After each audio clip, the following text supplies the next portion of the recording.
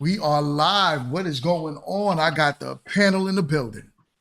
All right. So I would like for everyone to start by introducing yourself, and you could just, start it by talking about what you do, what you're into, and what's your next venture in life.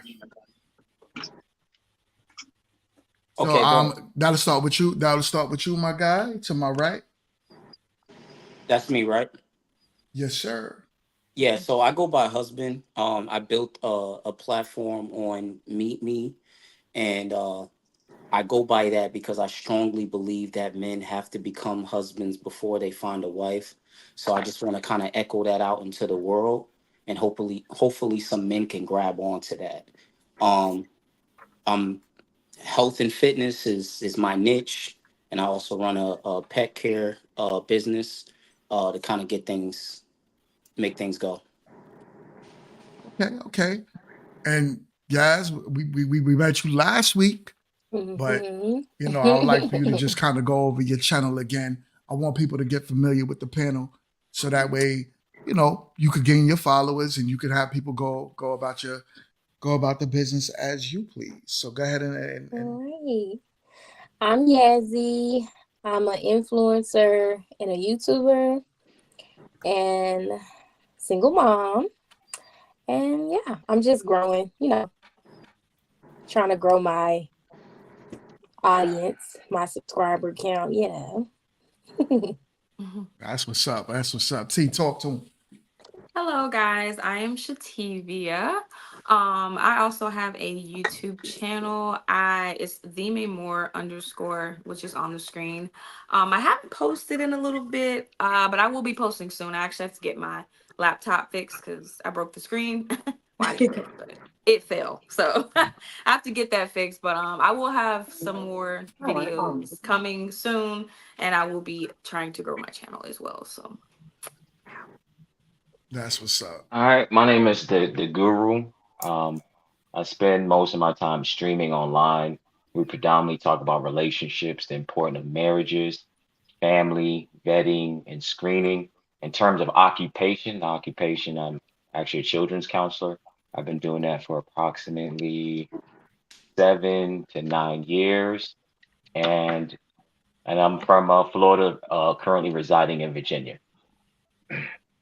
Okay, okay.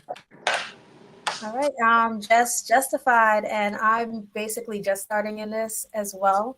But my new channel's name will be Mind Your Mind with Just Justified. And I kind of want to just focus on thought-provoking topics and with like a little psychological flair to it. Randy, what up? Hi guys, my name is Miranda. My YouTube channel is More Real Talk.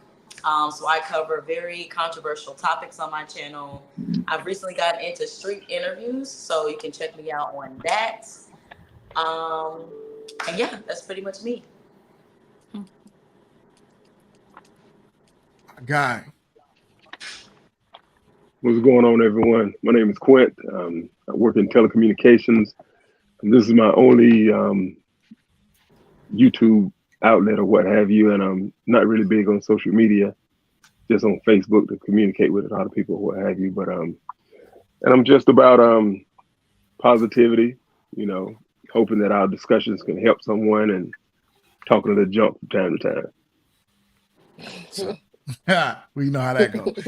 Look, it's so funny because y'all cameras are like right next to each other, the two junk talkers. Quint just like to mess with me, that's all. All right. But I see my you got Lamont on here. He's joined. What's up, Lamont? Hey, how y'all doing, man? Good evening after everybody. My name is Lamont Richardson. I'm a music artist, entertainer, etc. Do short films and movies and all of that. Thanks for having me here. Miranda, she invited me here, so I'm on here just to get a feel for what y'all got going on, man. That's what's up. That's what's up. All right. Yeah.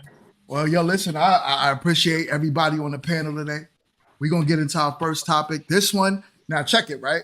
You're gonna get my point of view on it because it's a video that I already reviewed, but it's a very important part that I want to kind of touch. I'm going to play it from where I am to the end, so it's kind of long, but I want everybody to listen in, and then we're going to start with the conversation. So here we go. Allow me to educate you guys on what soft life actually means. Let's do it. We're exhausted. Okay, we are exhausted. We want a life where love does not equal struggle. We want a life in which, you know, there isn't a necessity to be combative and to always have your guard up and be hyper vigilant about every little thing, because as difficult as the world is for Black men, it is equally as difficult for Black women. Double. And I don't think Probably that harder. Double. It's harder. and yeah, and I think that what we enter into in these conversations is oppression Olympics. You know, That's true, who too. has it worse, the Black men or the Black women out in the streets? Child, both of We us. all got it hard. Both of us. We gotta have. So, with all that being said, she just turned around right before she said the oppression Olympics and trying to figure out who has it harder. Here goes L'Oreal talking about Black women have it harder. No, you don't. As a matter of fact, when you go out there, I live in Charlotte. I go out Friday, Saturday, Sunday. Where do I see Black women sitting at the most? At the table sitting at brunch. Where do I see Black men? Black men at the most, for the most part, they out there working hard. We ain't got time to be out there taking brunch every weekend, hanging out with the boys every weekend. We not doing that. That's something that Black women tend to take pride in. They tend to look for men that can take care of them. It's not about having a war with each other. The point is that we're better together. But we do have to get to the source of the problem. When we start looking at the problem, you actually dissect it. You start looking at, okay, why was the man pushed out the house? Was it a necessity to get the man out the house? No, it wasn't. You could have chose us. Yes, you could have chose the struggle. Yes, you could have chose the hardship, but you would have had somebody with you. You would have had a man raising your son. You would have had a man raising your daughter. But a lot. I could go back to videos that was filmed in the 70s and 80s where Black women straight up said, I don't want a man. I don't need a man. Raise your hand if you're married. None of you are married. Raise your hand if you would like to be married to your baby's father. One. The rest of you who don't plan to get married, why don't you plan to get married? I'd like to know that. You already have your child to think about, and then a whole family to care for. You know, it's a lot of responsibility, and then you don't want the commitments. I wouldn't want no man holding me down, because I think I can make it as a single parent. But don't you think you might need help in raising that baby from a man? Not really. I didn't have a father. My father wasn't in the home, so you know it really, male figures are not substantially important in the family. All right. Wow. So crazy, right? When you hear that. So the question is, right? The question is, a lot of women say, as Melissa Ford was saying, they want the soft life, and they feel as if it's something that's deserved. When the product of man, that what I see, are the men that's my age today, right? Was babies back then in the 80s. So how can you expect that from the men today when back in the 80s, women pushed that man and said he wasn't as important? So ladies, chime in.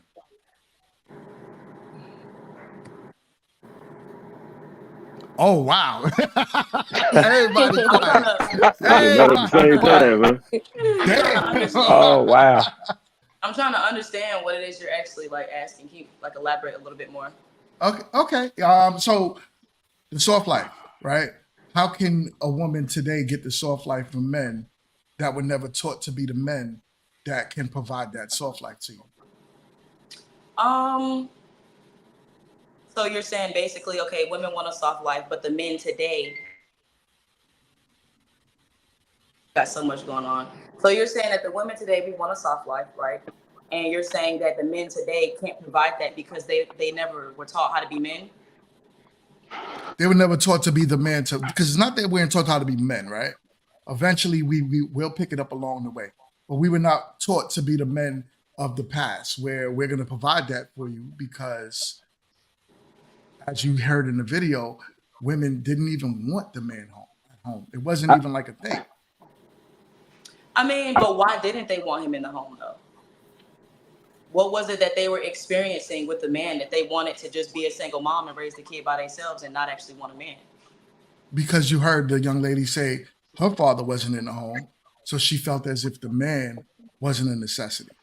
She felt as if the man wasn't really wasn't something that was needed because she didn't see it herself. Mm-hmm. Now, a lot of that would have to do with the men that they got pregnant by, right? So Right. if you watch the context of the full video, which I believe everyone should, they really picked those hood dudes to have babies by. Mm-hmm. Then after they had the child by them, of course, this is the product of it. Mm-hmm. I mean, I really don't know. I mean, just from, I guess I can speak on my own experience.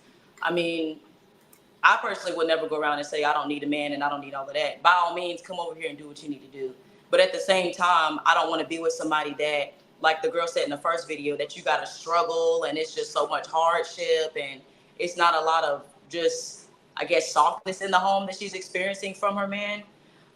That's something that I actually have dealt with. I don't know if, like, is it worth it? You know what I'm saying? Like, men are very much needed, and I do want one, but is it worth it to go through a struggle and back and forth and dealing with somebody that you are having a child with and you have to take care of them? So for me, sometimes I wonder, is it worth it to go through a struggle like that just to have a man? You know? Yeah, but my question is real quick. When we speak about softness, right? Was she saying that she wasn't getting softness due to the man in the home? Or was she speaking about softness in a general sense in the video? Yeah, I think she might have been talking about in a general sense. All right. So my question to you is this: then why presuppose when she says there's no softness in the home, that means that the man is the byproduct of that? Why did you insert that into the conversation? Well, I mean, because a lot of times it's a give or take, right? I think men already can have an issue when it comes to softness, when it comes to being empathetic to women. So I think that's maybe why I kind of directed it towards the men first. Because yeah, it's hard for men to learn how to be empathetic in certain situations, and it could really damage the softness that woman is looking for. So once again, you're assuming who said softness? Who said softness? She's speaking about empathy. Where do you get that from? It doesn't, because softness can be related to that. When you have a softness that you're going back, that you're needing from your man, a lot of that just boils down to them being empathetic to what you're actually dealing with, what you need to be corrected. So irrelevant, because the reason why it's irrelevant, because once again, you're smuggling that into the conversation. When she spoke about softness, you're presupposing it means empathy. Okay, you're so smuggling into the conversation. So what does she mean then? If I'm smuggling it in, what context was she talking about? Well, all I know, she said, in terms of here in my notes, she said struggling, right? Okay, Struggling can mean financial, correct? Right? Okay, but you're still assuming, so it doesn't matter. I'm not assuming, because based on the evidence that I have before me in terms of facts, we notice that female households with no man, 74% of them are living at or below poverty lines.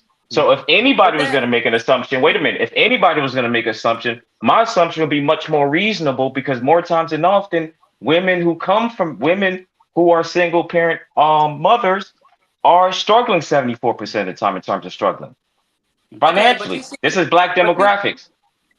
But you see, you're also assuming, you're also smuggling that into the conversation, because that was never said. You're also using hypothetical situations. You're using, maybe logical facts, but that's not, you can't say that that's directly what she's talking about. But here's the difference between you and I. But here's the difference between you and I. So the same way that you said that I'm bringing it in and that's irrelevant, everything you said has no context either. Yeah, because we don't know exactly what playing field, what area she's specifically referring to. So when I say I could tell empathy, you, then that's what we're talking about. Well, I can say what she was actually talking about. 1 second, Guru. I can say what she was actually talking about. She was talking about just women living the soft life, right? Being able to not struggle, not stress with your man. Okay, then right? exactly. So that's what I'm saying. Like that's exactly along the lines of what we're talking about. All of that extra shit about women doing this and that, and it's irrelevant. That has No, it nothing is. to do with nothing. It That has is. nothing It to is. do. It is. That It has is. nothing to do with nothing It, because the topic are you of the gonna video. over talk or this is how we're gonna have the conversation where you I think mean, you're but gonna you asked me a bulldoze me? question. But Right. you asked me a question and I'm But you should answering, at and least I'm wait for a also backing up response. Mango with what he said. So go Right. ahead with more what you have to say. Now Well, that Who you're knows on the topic. origin? go ahead, Go. Quentin. Who knows the origin of Listen, I this? don't have to wait for your permission to go. That's the Go. difference. You don't have to pressure me to go. Right. That's not I'm gonna just saying happen you over wanted to here. talk, but if you All wanted to right. Okay, talk, then so go. So You wanted to what? talk, so go. See, this is what I mean about unruly, disrespectful individuals that can't control themselves on a public panel. Oh my God. Boy, I'm the co-host. Wow. That has so nothing to so do with nothing. we gotta keep it. Let's keep it all Who respectful. Keep who it knows respectful. who What knows you the was gonna ask, origin of Quinn? this? I think Thank you. I think Mingo did a great job at cross referencing the past and the present. So in the older video, you saw that was in the what mid '80s or something like that, Mingo. 86. So in '86, it was still women saying that we don't need a man in the house or what have you. Does anyone know the origin of that? I'm gonna just go ahead and say it because it's not a quiz or anything. This derived. This is pretty much the slave mentality. This derived from William Lynch. Let's make a slave, where the slave master said, "Well, we can't allow the men to be the head of the household because if they lead the family, they're going to have the children strong like them, and we don't want headstrong children like the men because they'll keep duplicating, replicating, and they may take over the plantation. So what we need to do is put the woman in the head of the household. So anytime the family needs something, if the man come up or if the child come up, the slave master would say, if they need soap or whatever the case, they say, send your mother over here to get it. And mom would go get it, and the slave master would give it to the mother of the family. And when she bring it home, now the kids see that the woman is bringing home the necessities.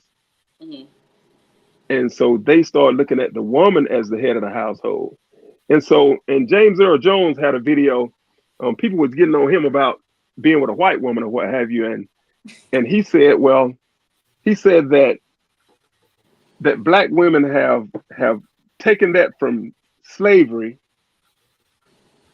and they have taken a grasp of it, and they enjoy it. They enjoy the power of being the head of household.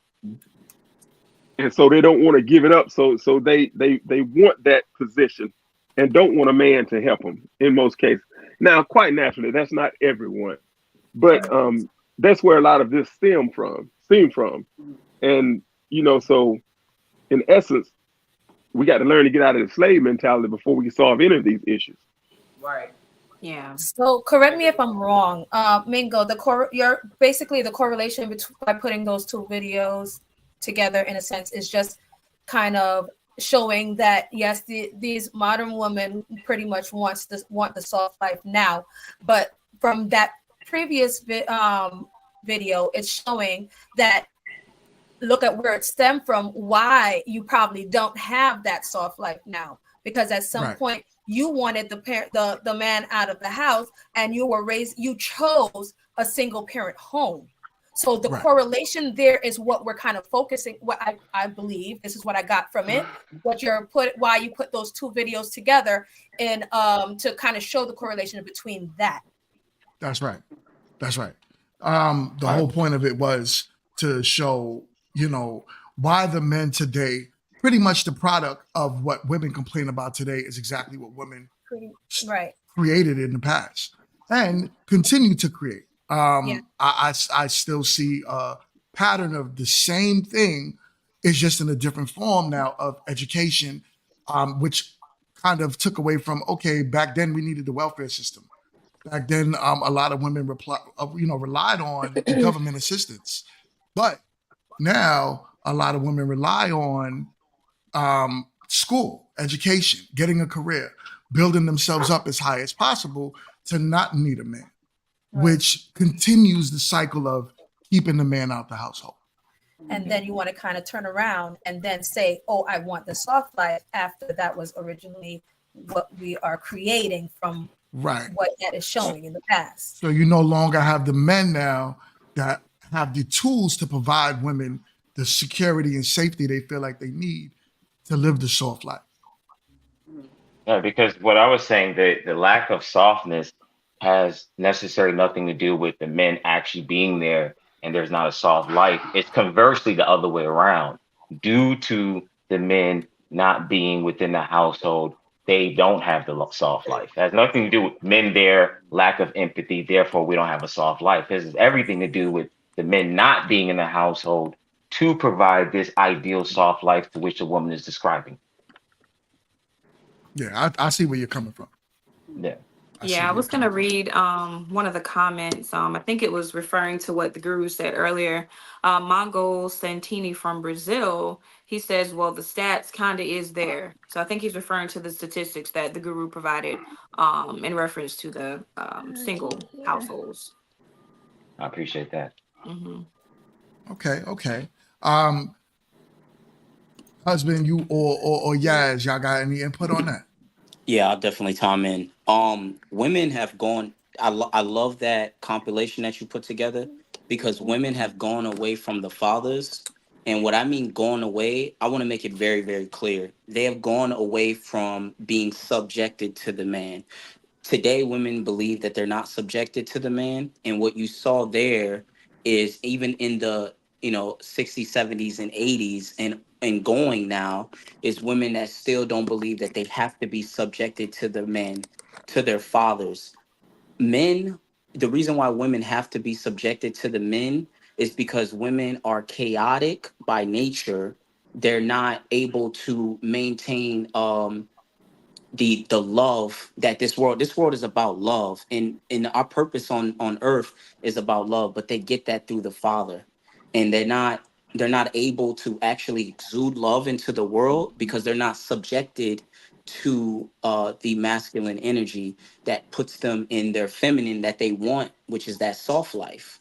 So what they do is they go around giving this fake love, which is emotional, it's very fleeting, it breaks families, and nobody's calling them out because the men, rather, instead of calling them out and saying, instead of telling them they need to get it together, they're pandering to them, getting sex, and then the women find out this guy wasn't honest to me about who he really was. He ain't ish. So we just have this cycle when women don't subject themselves to the masculine energy, the father, because men are supposed to be subjected to God, so to speak. So it's better that they subject themselves to men instead of trying to rely on their own vices, because the only thing that comes out of that is chaos. I agree Good with luck you getting that. wholeheartedly, man. Can you I agree explain? with him. Can you explain more? Go more into detail when you say women are chaotic by nature. Yeah. So and I know for some of you who like to hear both sides, men come, since they come from their mothers, they come out chaotic. So it's important for the woman to rear them back to their fathers, who are supposed to have authority over her. So a masculine man, so it's not just a two-parent household that makes the child raises the child. It's actually a man being a man and Yeah. being a man of character, a man of God, a man of fortitude. So women, they're easily deceived. That's why there's the story about Adam and Eve, Right. I agree.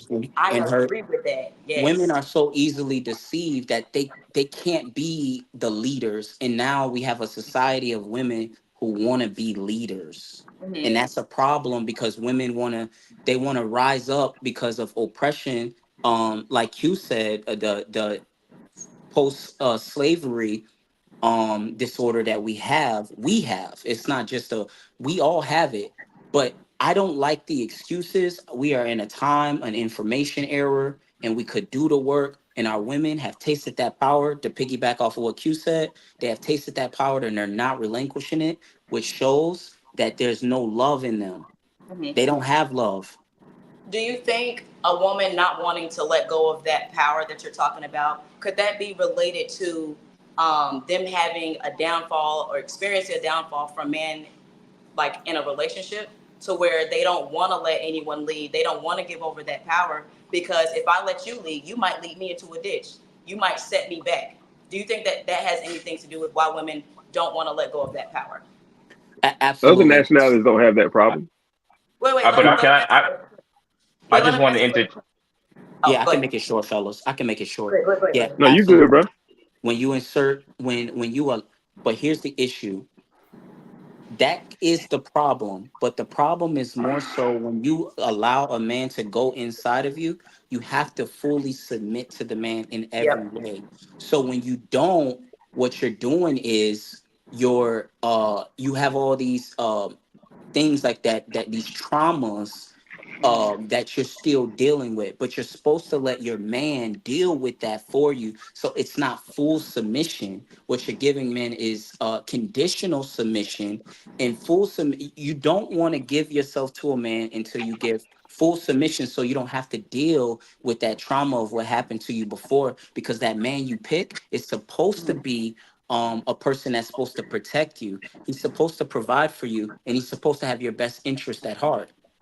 Not listening to your feelings. I want to make this clear. Not listening Yeah. to your feelings and trying to appease you, but he has your best interest at heart. And when you Right. do that, when you pick properly and you say, I'm going to fully submit onto that man, you let all your problems go, because you give it on to him.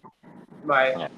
Okay. And I was gonna say that the power that we're speaking about is a power that is not necessarily conducive or actualized. What I mean by that is it's just a mirage, because this power that we're speaking about, when you think about it, especially in terms of families, it's tearing up the family nucleus. Like promiscuity is at an all-time high, where if a woman doesn't want to relinquish her power and she's just raising children on her own, being incarcerated, dropout rates, education, and the list goes on and on. The production of degenerate behavior. So this power that they're holding on to, it's not necessarily conducive for the well-being of the Black community.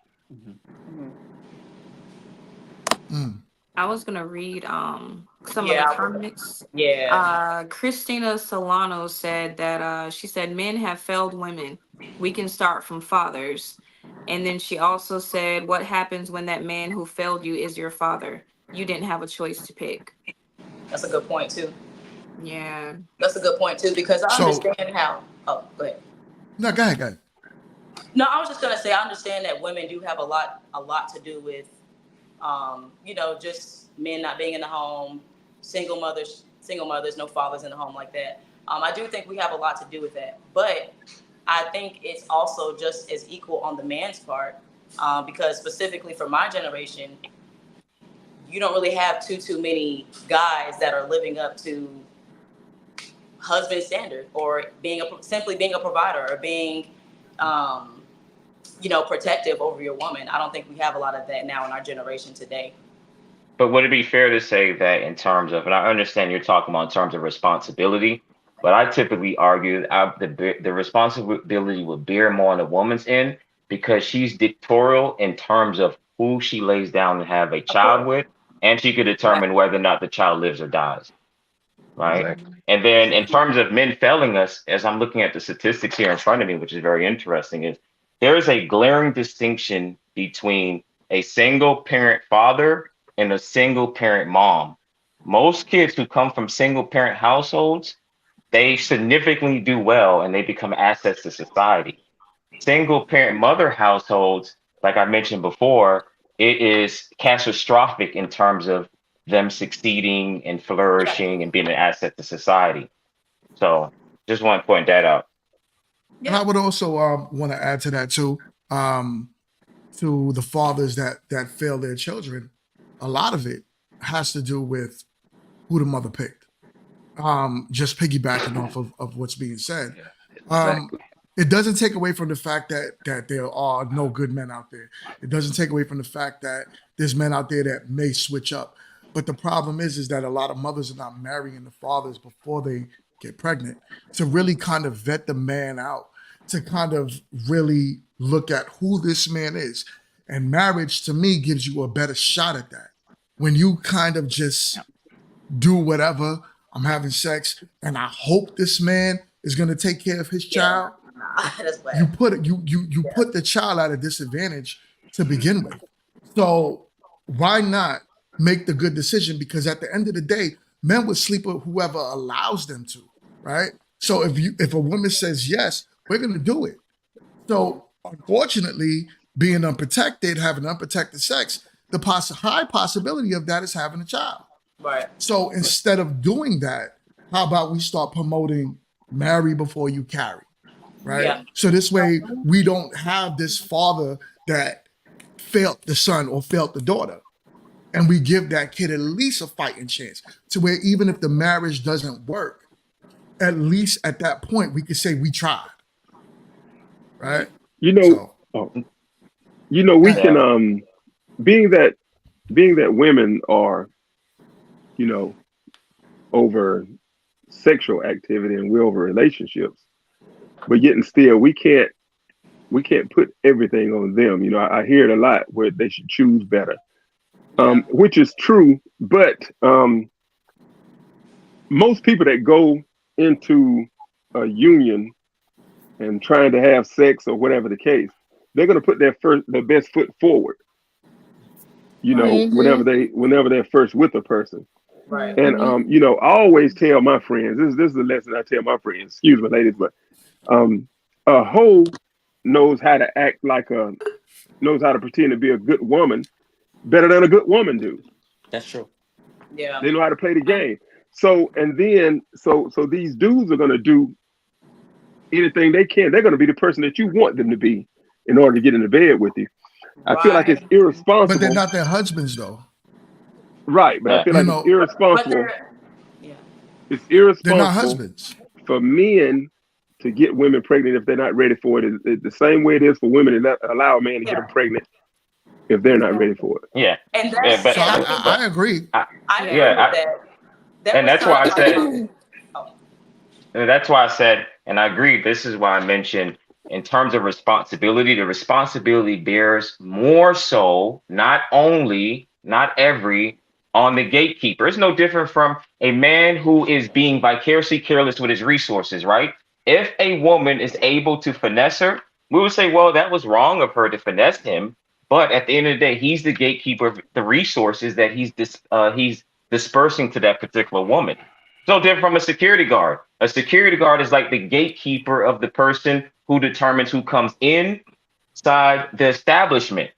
And if he allows these young people who are under the age of 21 to come into establishment, it's required for you to be 21, then the responsibility would bear on the security guard, but of course, we know the kids as well would get in trouble.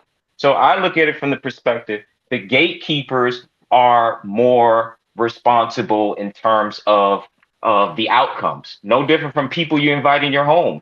Sure, they shouldn't come to your home and vandalize your home and not keep their shoes on, but you are in charge of the gate. I see what you're saying. I see what you're saying on that. But back to what Quint was saying, just kind of reminds me of what I previously said. Women are responsible, definitely. But can we say that men are also just as equally responsible? Because as he was saying, when you going out to do something or you're meeting someone, you are going to put your best foot first. And we can really get deep into it when it comes into all the lies and manipulation. Men will pretend as long as they need to. As long as women they need to, or as long as they can, to try to get you in the bed. That is a lot of situations today, and it ends up usually the woman loses really bad in the end. I'm gonna challenge you on that, right? Mm-hmm. What I'm gonna challenge you on is, I could show you whatever I want, I could tell you whatever I want, right? Mm-hmm. But my actions is gonna matter, right? If I tell you I wanna marry you, have this baby, you're gonna just give me a baby without the marriage? No. This is what I'm saying. So this is what is happening in our community. We're giving these men the things that they say they want without actually truly vetting the men. We could disguise however we want to disguise. We could put on 15 masks every day and say we're different people to make people feel like, yo, I am someone else. But the high responsibility does fall on the woman because like Guru said, you are the gatekeeper. You're the one who says a child can be born in this world Right. and a child cannot. So if that's a big responsibility. It's It not is. small. It So is. to say that the man that you lay with needs to be thoroughly vetted out. This is Yeah. why Yeah. back in the day there was no such Yeah. thing as dating, right? You met a man and that man courted you to marry you. That was it, right? Yeah. You knew that, okay, I'm talking to you. The end result is going to be marriage. The result is not going to be me just talking to you and I'll probably talk to your homegirl behind your back, right? So this is why it's so important to not just listen to men, but to actually watch what men are doing. Get the ring. And then at least that gives you a fighting chance, even with the courts. Even if you wanted to take your husband to court for not playing the role he said he was going to play, at least it's your husband, because America gives you those rights. So, Yeah. and I got a quick question, actually, young lady. In terms of, let's say, as a man, when I use the example of women extracting resources from me, if I was easily led to give up my money, right, or to give these women resources, who do you think would bear more responsibility? I mean, it would be your responsibility because it's your money. Right, Of course. right. It's my money. Okay, fair enough.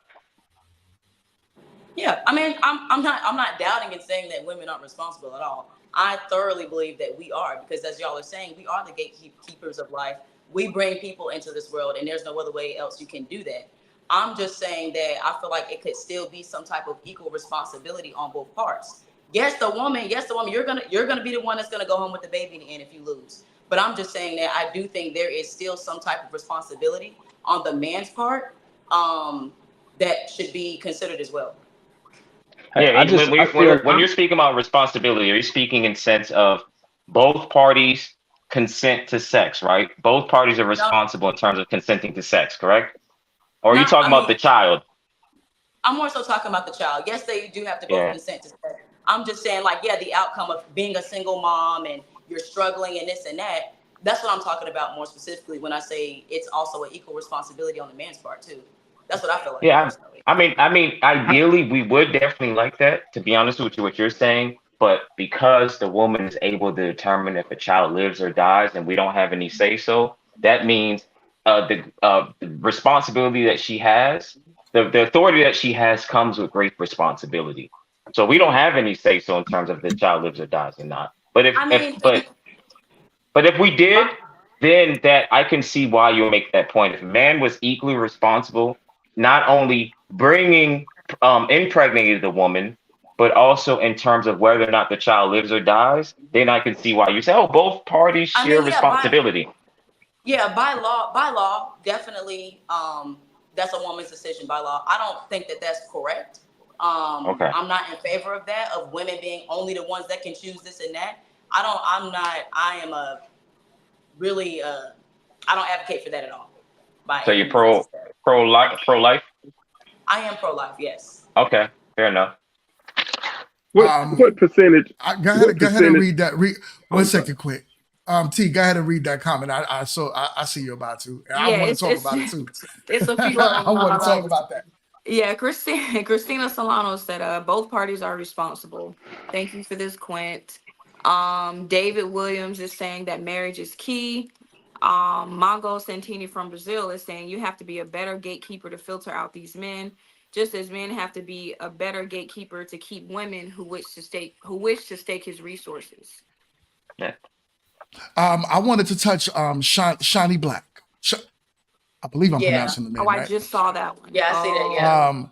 Yeah. She said the leader takes the king's share of the responsibility. It comes with his authority over his family and queen, which I totally will agree if he was her husband. But the problem is that we all are not kings and queens, right? And I believe we like to say this, kings and queens, because we were I'm guessing because we was oppressed with slavery and all of that back in the day. So now everyone believes that they're a king or a queen. The problem is we're not. And truth be told, a queen has a king, so you got to be married for that. So if you expect a man to have kingship over you, get married. Require marriage before Married you before you carry. carry. That's it. Okay. Right? Y'all see what Shawnee Black It's said? the fine print. Yeah, Shawnee Shawnee Black. Black says a king doesn't plant his seed in just any old fertilizer. I love Yeah, us, and that's why I say king. and that's fine. And I'm not the host, and the men and the women on this panel are not identifying those men who behave in that fashion as kings. Some of us would arguably say these men are peasants who are behaving very irresponsibly while Very simultaneously much. complaining about the system. Right. Right? Right. Right. But I feel like that come with the women bad choices and versus them really thoroughly checking someone out or giving them the time because I think they're fascinated with the false persona and vanity. They look over the good men, you know what I'm saying? Because they looking at what people possess or this persona they put on. You know what I'm saying? And that's what they want in their mind. And I mean, when they realize that this person wasn't what they was proclaiming to be or the front they was putting up, it's too late then. See what I'm saying? So I Yeah. just Okay, feel I like have something. okay. Yes. I'm sorry. Okay, so I can speak on I'm talking about the video from the 80s that you played. How the lady was like, I don't need anybody in my house or whatever to help me raise my kid. So you guys know that I was married and he passed away. But when we got married before no, I'm lying. We got married after my daughter turned 1, and then we got married.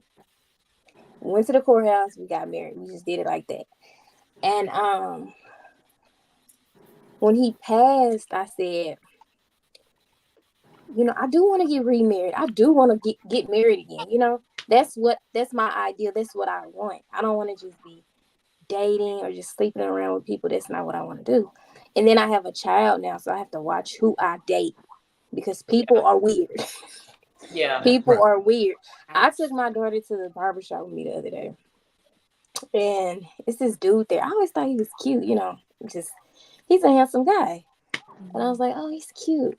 I'm thinking this in my head. I'm never gonna tell him this because I don't really Well, care. I wasn't just there. I'm thinking it. sorry. I wasn't there. Right.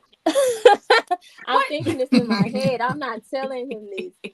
But he just kind of creeped me out the other day when I went there, and I had to bring my daughter with me because my mom and they were doing something, so she had to tag along with me. That was the only time I ever took her to the barbershop with me.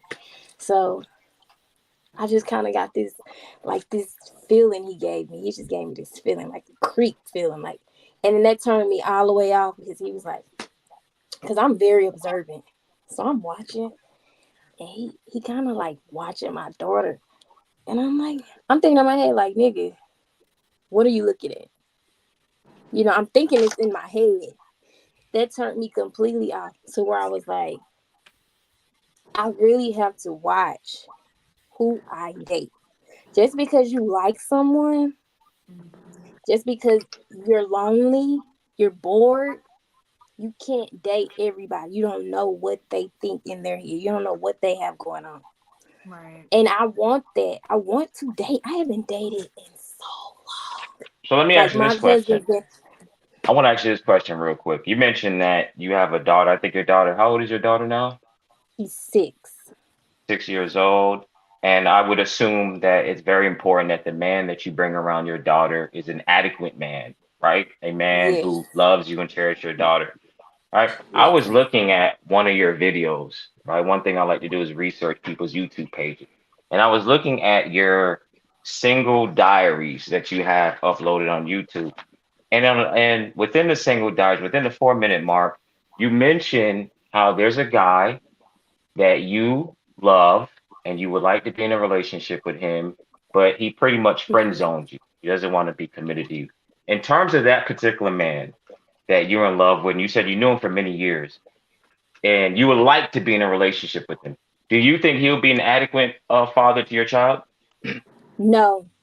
At that time, when I did that video, we were on good terms. Is that the And when it friend from got last to week? no. Oh, okay. Yeah.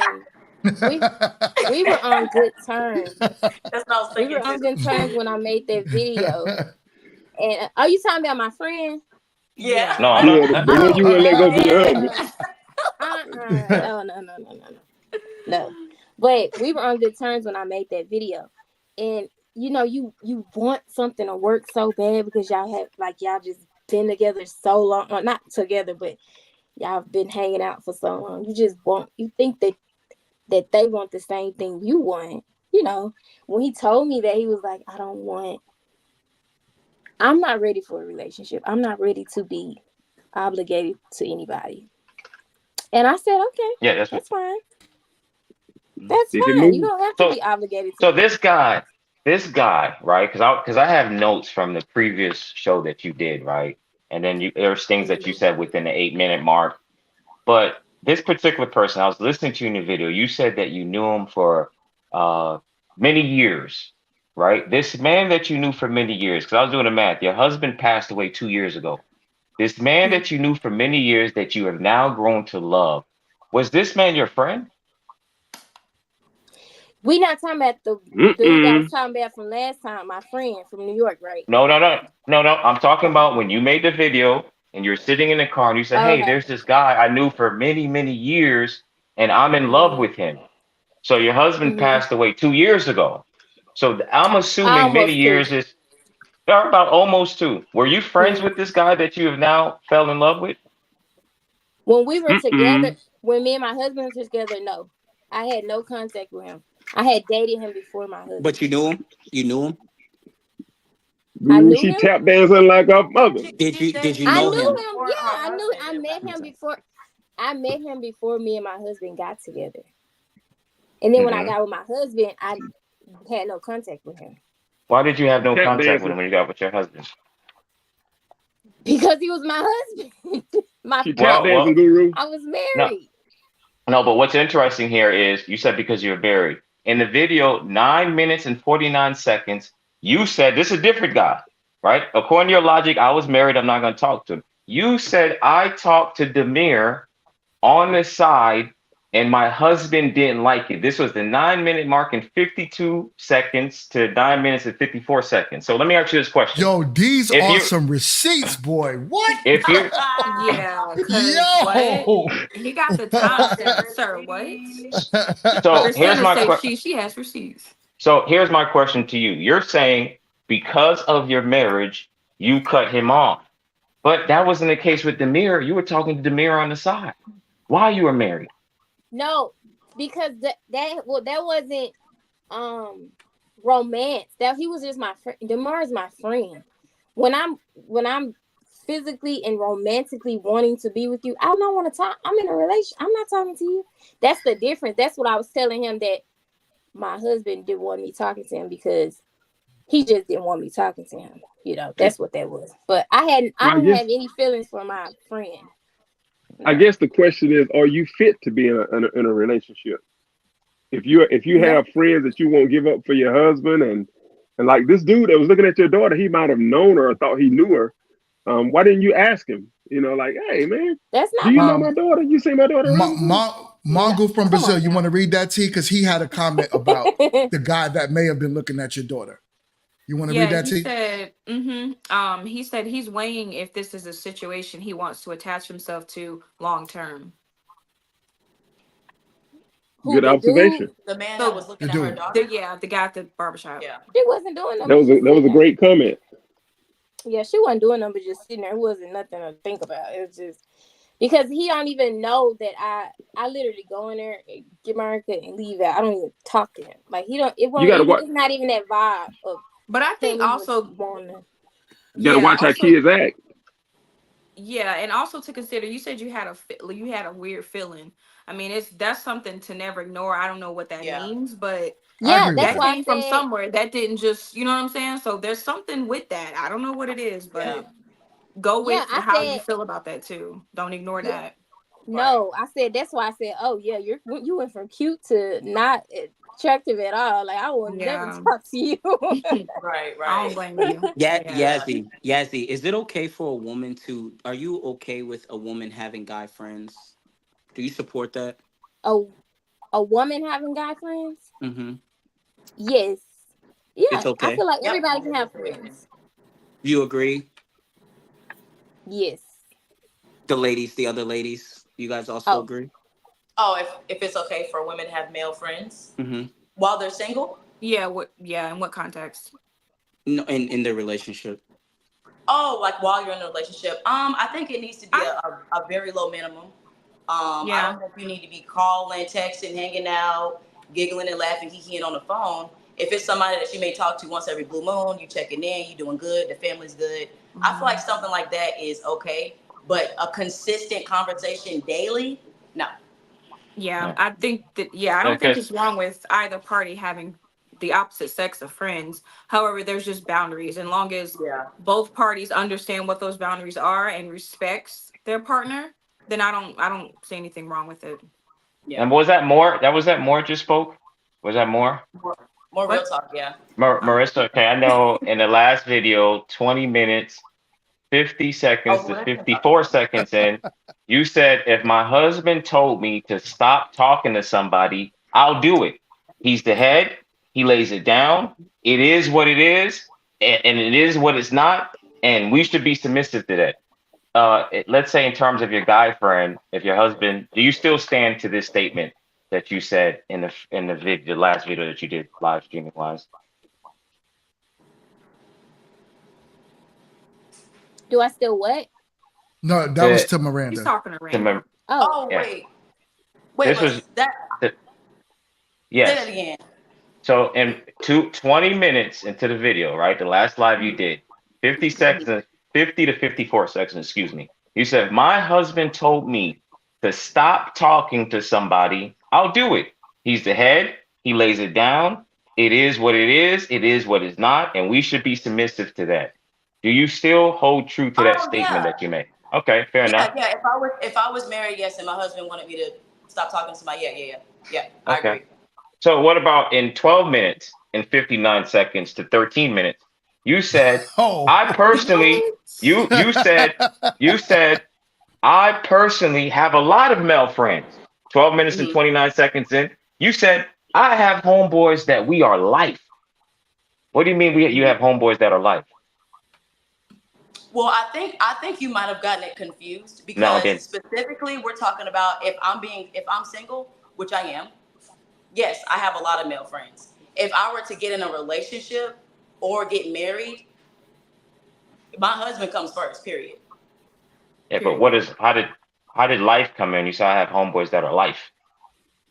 Do you got to be I single don't for think you life? said The that. context. Homeboys that are life. I've had homeboys for a long time, friends, but I can, I don't, I we can don't, pull I it don't, up. I don't. It did say that. We can pull it up because I know what I said. But I'm saying you're saying Okay, you're let's pull telling it me up then. Let's what? challenge me on But that.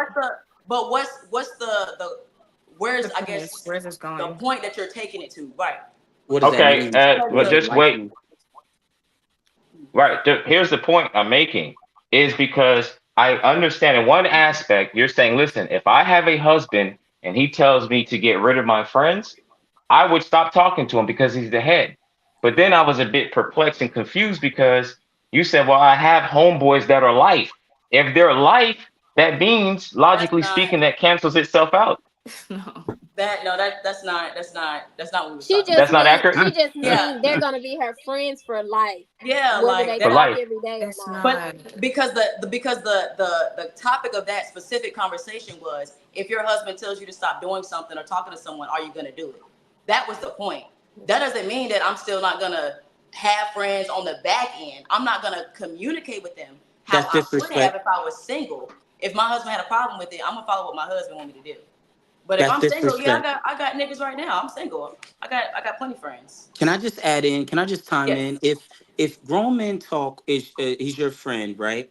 And and I came in and I wanted to talk to you, and I made a serious proposal to you, and I told you to cut him off because that relationship caters to his agenda, and I want you to cater to mine. So I want a complete cutoff. Are you going to respect that? Or are you going to feel like I'm trying to control you and you don't want to give Like me if exactly what I want? like if me and Mingo was just friends and we're not doing a podcast, No, doing a podcast.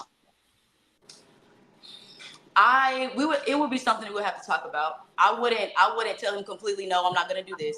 I wouldn't completely rule that out. If it's something that me and Mingo are doing and this is business, this is something I'm getting money from, this is my platform. Now that's a little bit different because Mingo is married. You know what I'm saying? Yes. He has boundaries on his end that this is strictly just business. So that's something that if this is my source of income and this is what I've been doing to build my platform, this is my career. Now we need to have a conversation about Quick that. insert. When you prioritize money over your husband, generally what you get is that. And women that prioritize money over a husband don't tend to do too well because most women are that prioritize money just become single mothers and single for a lifetime more often than not.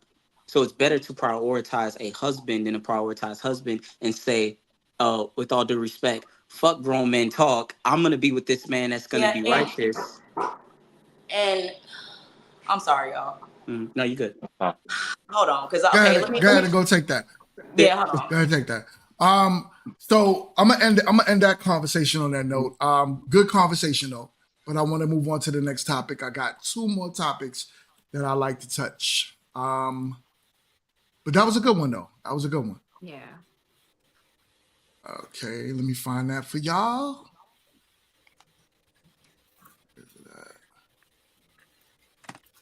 All right, here we go. Wait, I'm back. Okay. I want to say, because y'all know exactly who y'all be playing with, and that's that shit I don't like. I don't like that shit. Y'all will come there, y'all will go, talk to a girl with the Chanel bag, with the $1,000 weave, driving a G-Wagon, and you know that either she got it already or somebody's providing that lifestyle for her. Then you want to bag her and then be like, oh, she wanted my bills paid. You want me to leave the nigga I'm laying with to come lay up under you? Right. And you don't want to do nothing? If you cannot exceed my ex, what if I'm trying to love you? Exit expeditiously. Let the love let the love work. Love don't pay the bills, and I don't know how many times Why do they use that and say, well, love should be enough? It ain't enough for them. If I was fat, ugly, and couldn't cook or clean, and I was like, but I love you, you wouldn't care about me. You would be like, oh, love. Ooh, no. True. No. And thank you. Thank you for being honest. Thank you. All right, so that's a crazy one because the way I feel about that, right? I believe these women that speak like her, of course not all, but it's a good percentage that speak like that, have a way about them to where they're willing to sell themselves, right?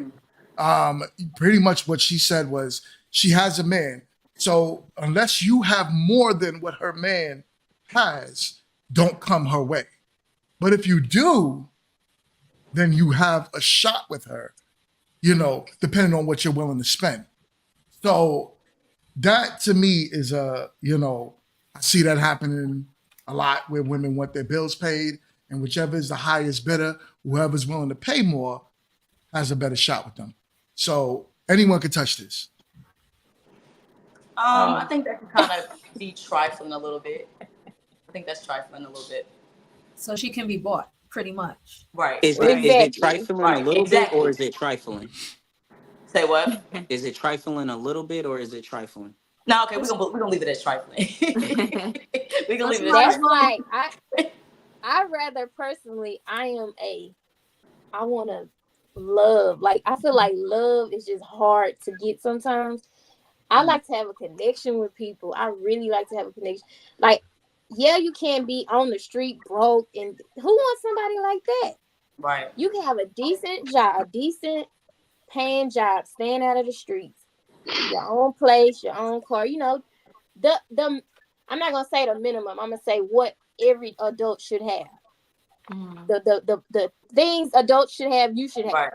Yeah. You don't have to be rich because I don't know. I just feel like I have to have a connection with you. You have to be a good person. You can't be all over the place with your emotions. Like I went and quit my job today. It's like you quit your job. You can't just be quitting your job. You can't just be doing all this crazy stuff because we are adults. We have to take care of things. But you don't have to be rich for me to want to date you. Yeah. But now sometimes I feel like I want to raise the bar sometimes because it's like the dudes that are out here, they don't even have the bare minimum, and it's like it's kind of How like you know? Yeah. I'm mean- dating. I'm not physically. You I'm don't getting know to what know they you. got. That's why I said, look, we're gonna leave it at this. You just have to be a good person, have a decent job, and have a good head on your shoulder for me to want to date you. You don't have to have all that G-Wagon and all. You don't have to have all that. I think Chris Brown's song should be in the Bible. What? Oh my goodness. I hope it ain't the Which DJ Play song? Loyal. What song you talking These about? hoes ain't What loyal. song? What Then song? you are These hoes ain't loyal. Bye. When rich nigga want you. Hold on, I was gonna read one of these comments. Jay said, women are hypergamous by nature. More times than often, I would say men shouldn't date women who make more than them. It's hard for a woman to respect a man she makes more than. My answer is no. Quick answer to that: women are hypergamous, but the common misconception is that they're hypergamous with money. They're supposed to be hypergamous with character. So the man that is resilient, they're supposed to go for, because that man, when hard times come, he's resilient. He doesn't change up. He doesn't go to drugs. They should be going for that, but they're going for money, like that woman in that video. She's saying you need to do better than my current man. Well, your current man can be selling drugs, and I can be having a small business making 80K, and he making 200K. You can't be serious. You know, real quick, another thing. I'm sorry. Go ahead. I was thinking with her mindset kind of put her in that category of why even have a relationship? Just go get a residency on OnlyFans, and you should be set. Like honestly,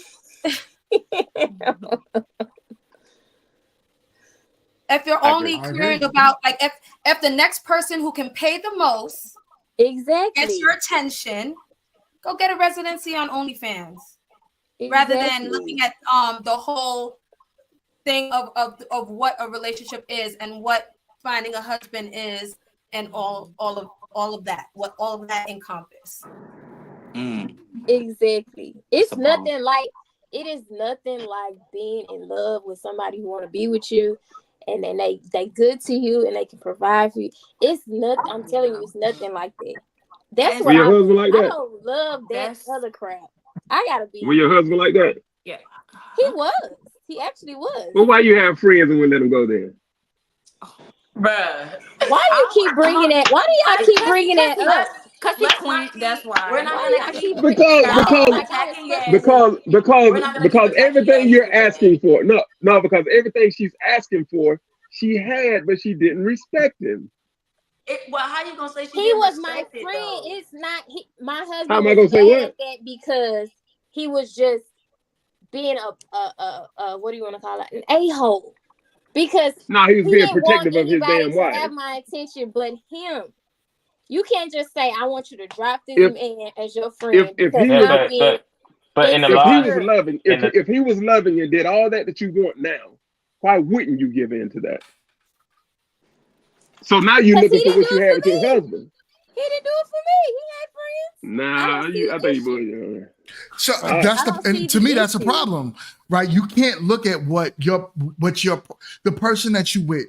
You can't look at saying he didn't provide this for me, so I'm not going to give it back to him. That's not real love, right? Love is okay. If you look at it, it's supposed to be an unconditional thing that you give, not on conditions and terms, right? That's a contract. Right. You won't do that with your employer, right? At a job, you're like, oh, you ain't paying me enough. I'm not going to do my job. You're going to do your job regardless, or you just won't have a job. Would you if you had like a best female friend and you knew given the opportunity she would sleep with your husband, would you still be friends with her? No. Okay, now by that logic, you acknowledge that, hey, I mean, he's a guy. What guy wouldn't sleep with me?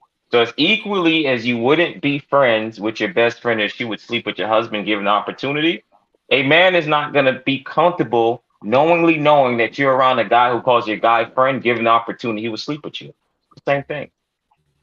Yeah, I get that. That's gonna be held over my head until I die. I agree. I'm sorry, but the thing is, he's gone. I'm moving past that, and we starting over fresh. Yeah.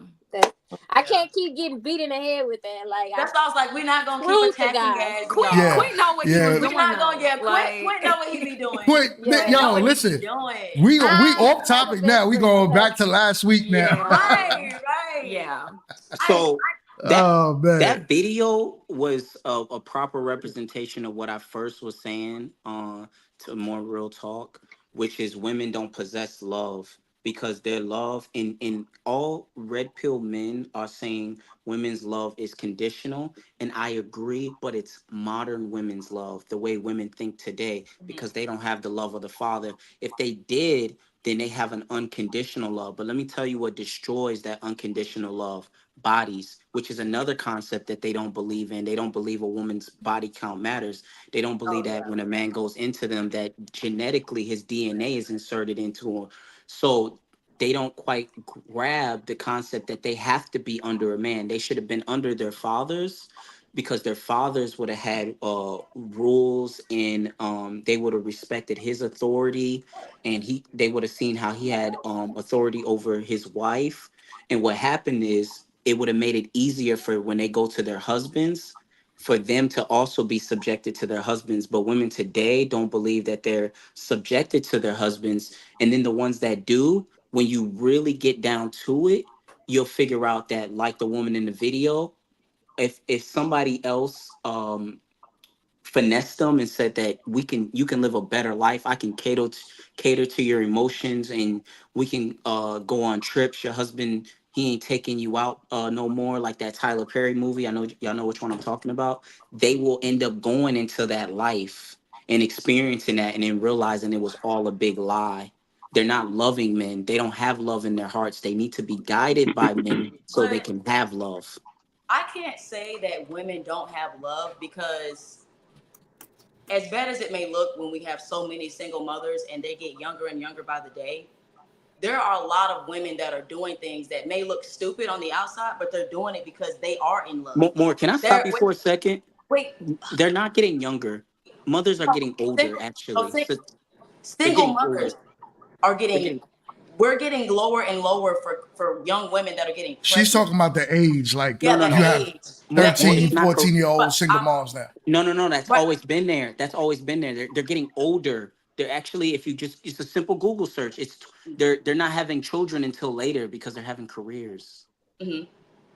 They're not having But children until later. you can't. But there is still facts that there are a lot of young single mothers. That's That's not the true. point of what I'm saying. But I was really getting to the point of that I don't believe that you can say that women don't have love, because we're the ones that's laying down our life to have children for you. We are the ones that the ones that have the right mindset. They are submissive to their husbands. A woman will completely disregard everything that she has for herself to cater to a man, to make sure you're comfortable. Women bend and shape themselves so many different ways to mold themselves to the way a man wants him to. Bye, Dad. Okay, I'm lock it. Okay, love you, bye. All right, Dad. Love you, Dad. I'm gonna lock it. Okay, I'm sorry, y'all. Yes, women are constantly molding themselves just to fit what the man wants them to be, and a lot of times men don't do that initially, right? They kind of fall in line later down the road of what the woman wants them to do. But that was my first point. The second point was, you were saying that it's conditional, like when they stop taking you on dates and stuff. Is that what you were saying? That the Yeah. woman starts to fall off because he's not Her doing it? love is, modern women's love is conditional because they don't have the love of the father. Okay, but you also said something about not taking them out though, and they're not getting that lifestyle anymore. Yeah, I used an example of saying that if, let's say that she wants to go out more and the finances just don't align with it, somebody can come in there and deceive her and say, hey, I'll give you this life. And then I used the reference like the Tyler Perry movie, and when the woman called AIDS or whatever, with the guy that was beating I her. didn't see that one. Oh, okay. So I use that to say, like, somebody might come in and present very well. And she might be with a man that really loves her. And love is, this is what we really need to get down to, is because what we saw in that video is that woman, we can all acknowledge that woman don't have love in her heart. We can all acknowledge that. Yeah. She don't got love in her heart. So when I say a woman is incapable of love, I want you guys to tell me what love is, so I can show you that ain't love. But So but when see, when you yeah, go ahead. real quick, I just want to say again, I just want to unpack terms. You're specifically talking about the modern women, correct? Modern, Husband, yeah. modern. So They keep don't in have mind, that. when he's speaking about modern women, he's not necessarily saying someone who exists now. He's saying a woman who has the ideological modern perspective. I don't need a man. I'm a boss, bitch, or what have you, and all the other things that come along with it. So I definitely think, unpacking, I mean, him defining what he means by modern women is very important. Once again, not women who are existing today, but who take on that ideological modern woman feminist mentality. Yeah. Okay. Yeah. And they also have to be under men. They have to be under men's headship. And if you disagree with that, then you disagree with God, and you don't believe that God's word exists. But that's Oh, I another. definitely believe God's word is this. The man is always going to be the head, baby. Yeah. The man is always going So, to be the head. and I want But to what test I'm that. Go ahead. Yeah, but what basically my whole gist of this is that I do believe women are capable of love. Because once again, just kind of going back to it, women definitely mold themselves and do all types of things just to make sure she can take care of the man. And make sure she fits everything that he wants, he needs. What do you want? A woman will completely disregard herself to take care of a man, to make sure she's there. Who does that? There's plenty of women that do that. What type of women are those? A woman that's actually giving her all to a man. A woman that is being submissive. A woman Well, that's actually submissive. catering to him. So on that, right? I do believe that there are women that's like that. But I would not say a lot.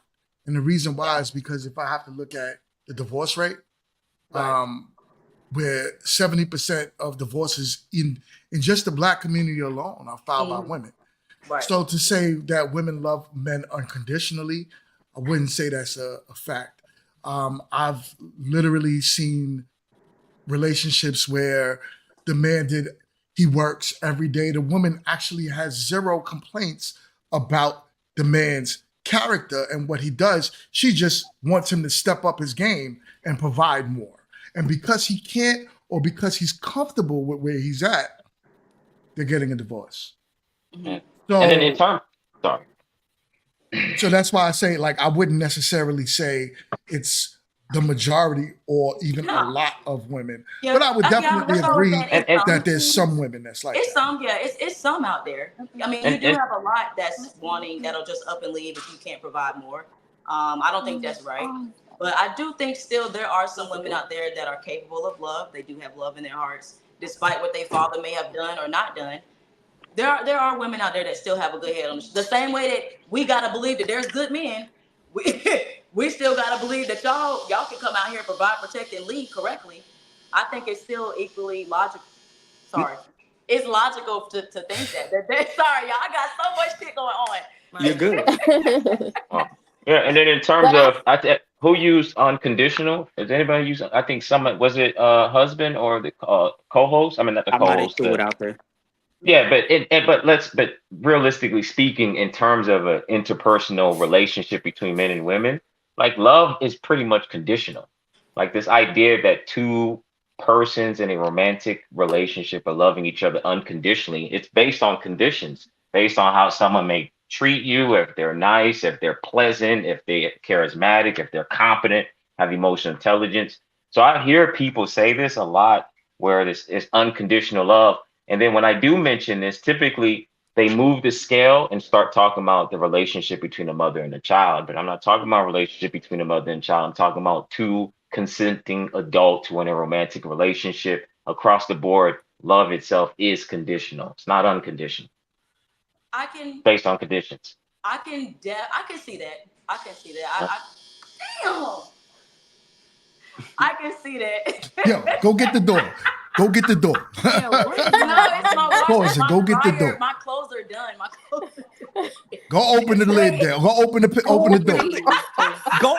We do obey not. these men. I wanted to comment on. I wanted to bring this up with the guru. Yes, I definitely can see that perspective as well. That love is conditional. You know, the same way y'all are bringing up, finances of how a woman can up and leave and stuff like that, and she's not, I guess, investing in him anymore. I can kind of bring that same point up when let's say throughout life, maybe the woman, I don't want to say let herself go, but let's just say the woman isn't up to the status that you met her initially, right? She might have gained some weight. Maybe she doesn't do a lot of things that she used to do when she was younger or in y'all earlier years of dating. A lot of times, you know, that's a condition on a man's part because he wants her to look good all the time. And a lot of times over time, the woman, those things just don't really get 100% done. She doesn't have a lot of personal care and upkeep anymore. And a lot of times a man will not want to be with her just for that reason. After years or weeks, or not weeks, but after years or months of being together, if she starts to look different or gain weight, lose weight, a lot of times the man be ready to bounce just because of that as well. You're So absolutely right. That's why it's important. It's imperative that a woman value herself and her upkeep. Yeah. And men that tend to value women most tend to want to provide for them so they can preserve their youth. So it's very important that a woman preserve her youth, and the women of higher or higher value will do a really good job of that. One of the biggest indicators of a woman uh, lacking a lack of respect for men is her weight. Now that's a tough one because you guys don't understand how that is relevant to us. Well, we're visual. Right. We're visual men.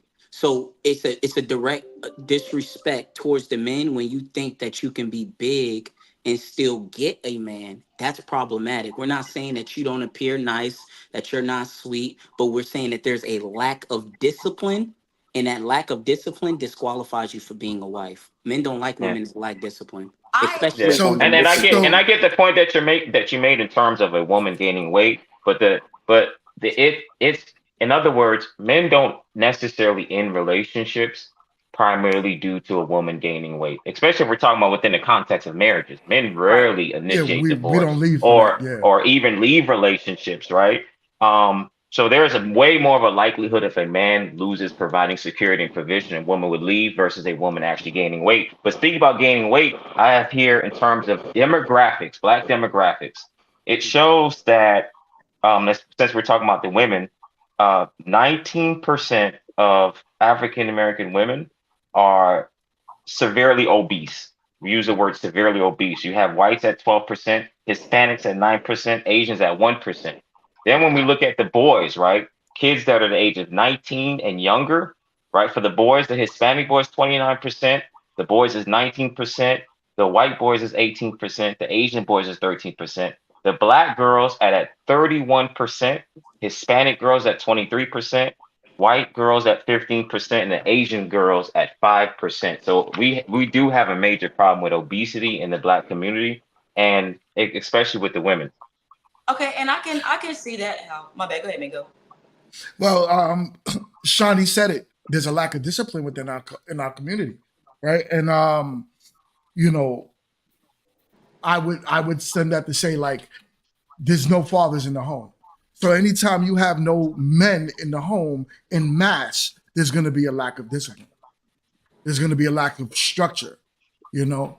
So this is why, to me, it's very important to push marriage, stop getting pregnant, stop doing these things that goes against the family structure. Because the more we do that, the more we have a lack of discipline. The more we got these fat ass kids walking around, you know what I'm saying? And we got an unhealthy community. And that it is what it is. Right. But I mean, I understand the father has a lot to do with the discipline, but what about, we're talking about people that have become full adults, because I do believe that once you reach a certain age limit, you can no longer blame your past and what your father did, your mama did, your sister, brother. I do believe at some point that becomes irrelevant because now you have to take accountability for your own life. You have to take accountability for your discipline. At a certain point, I think, it just kind of gets cut off from what you was taught or wasn't taught. Because as you get older, it's hard though. It's very difficult though. I agree with you, right? But I do believe that there's a level of difficulty that's hard to break when that's all you know, right? Mm-hmm. If it makes sense. Like, yo, why are people out here killing each other? We know better, right? Why are we doing that? But it happens, right? It's hard to break what you know. When you grow up in the hood, that's a mentality that's embedded in you. So when you now try to get yourself out of that, someone has to teach you how to get out of that mentality. So it's the same thing as when you got these, kids with no discipline that grow up to be adults with no discipline. How and who is teaching them if their whole environment does not have discipline? It's crazy how we're the poorest and the fattest. Yo, shut up. I did want to go back to Guru, because I know he was saying that, obviously it is a difference versus a woman leaving because of finances and a woman or a man, I guess, not want to be with his woman because of her weight. Now, he may not leave, right? But you might as well if you're entertaining other women, because usually that does come to a point at some point. If your wife is not what she used to look like, and you're a decent looking man, you're in shape, and you're out here, you're doing your business, you're going to come across beautiful women. There's going to be somebody at some point that will catch your eye or catch your attention in some matter. And a lot of times at that point, you might as well leave your fat wife at home. Yeah, I You're going by the hypothetical rather than the factual. Yeah, right. That's true. But I grant that. I know last podcast you mentioned women first emotionally cheat before they physically cheat. I wonder, do you have that same sentiment? Would you tell the women, hey, since you guys are cheating first emotionally, you might as well leave? Yeah. Oh, yeah. Okay. Definitely. Fair enough. Fair enough. Yeah, you definitely. Yeah, you might as well pack your stuff up and go. Because at this point, what are we talking about? You know what I mean? Hold on, Charlotte. You want to add to the conversation? I know you came in super late, but you want to add to the convo? We can't hear you. Sign language. We can't hear you. Your mic isn't muted, but we can't hear you though. It is muted. Same thing. Sign language. It says mute. She probably didn't connect her audio.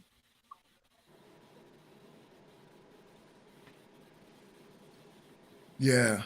I don't. So, try to see if you can get that together. When you do, just say something and Can you feel guys- free to chime in. Oh, there you go. We can hear you now. Okay. All right. Yeah, I wanted to add to actually I wanted to address what Mr. Husband advice said. I really don't think that it has anything to do with a woman's weight when it comes to a man making a decision on whether he wants to marry her or not. That's everyone has a different preference. However, when it comes to a male and his decision to leave a woman, would be more so because a man typically gets with the woman in the hopes that she doesn't change who she is. She remains the same person. So usually that contributes to a breakup in marriage. So that's what I wanted to actually address, because I don't want people to feel. Is that, hold on, don't say that. Hold on, husband, wait. Go ahead, finish your point, Charlotte. I'm sorry. No, I don't want women to. Huh? Go ahead, no, Charlotte. I'm talking to him. I don't want women to feel like because they kind of big bone or they have to starve themselves. Like every man has their particular choice of women and they choose what they like. So I don't know if you're speaking just for you or for everyone in general. But all right, I know some men like big bones, some men like small frame women, different type of women. So this is Charlotte. This is Charlotte, correct? That I'm speaking to, right? So Charlotte, in the video, last live you did 52 minutes, and 52 minutes in to 57 minutes, you said this verbatim. You said you want to keep your parents up because men are visual. Not only just your only job as a woman, but if you want to make him happy.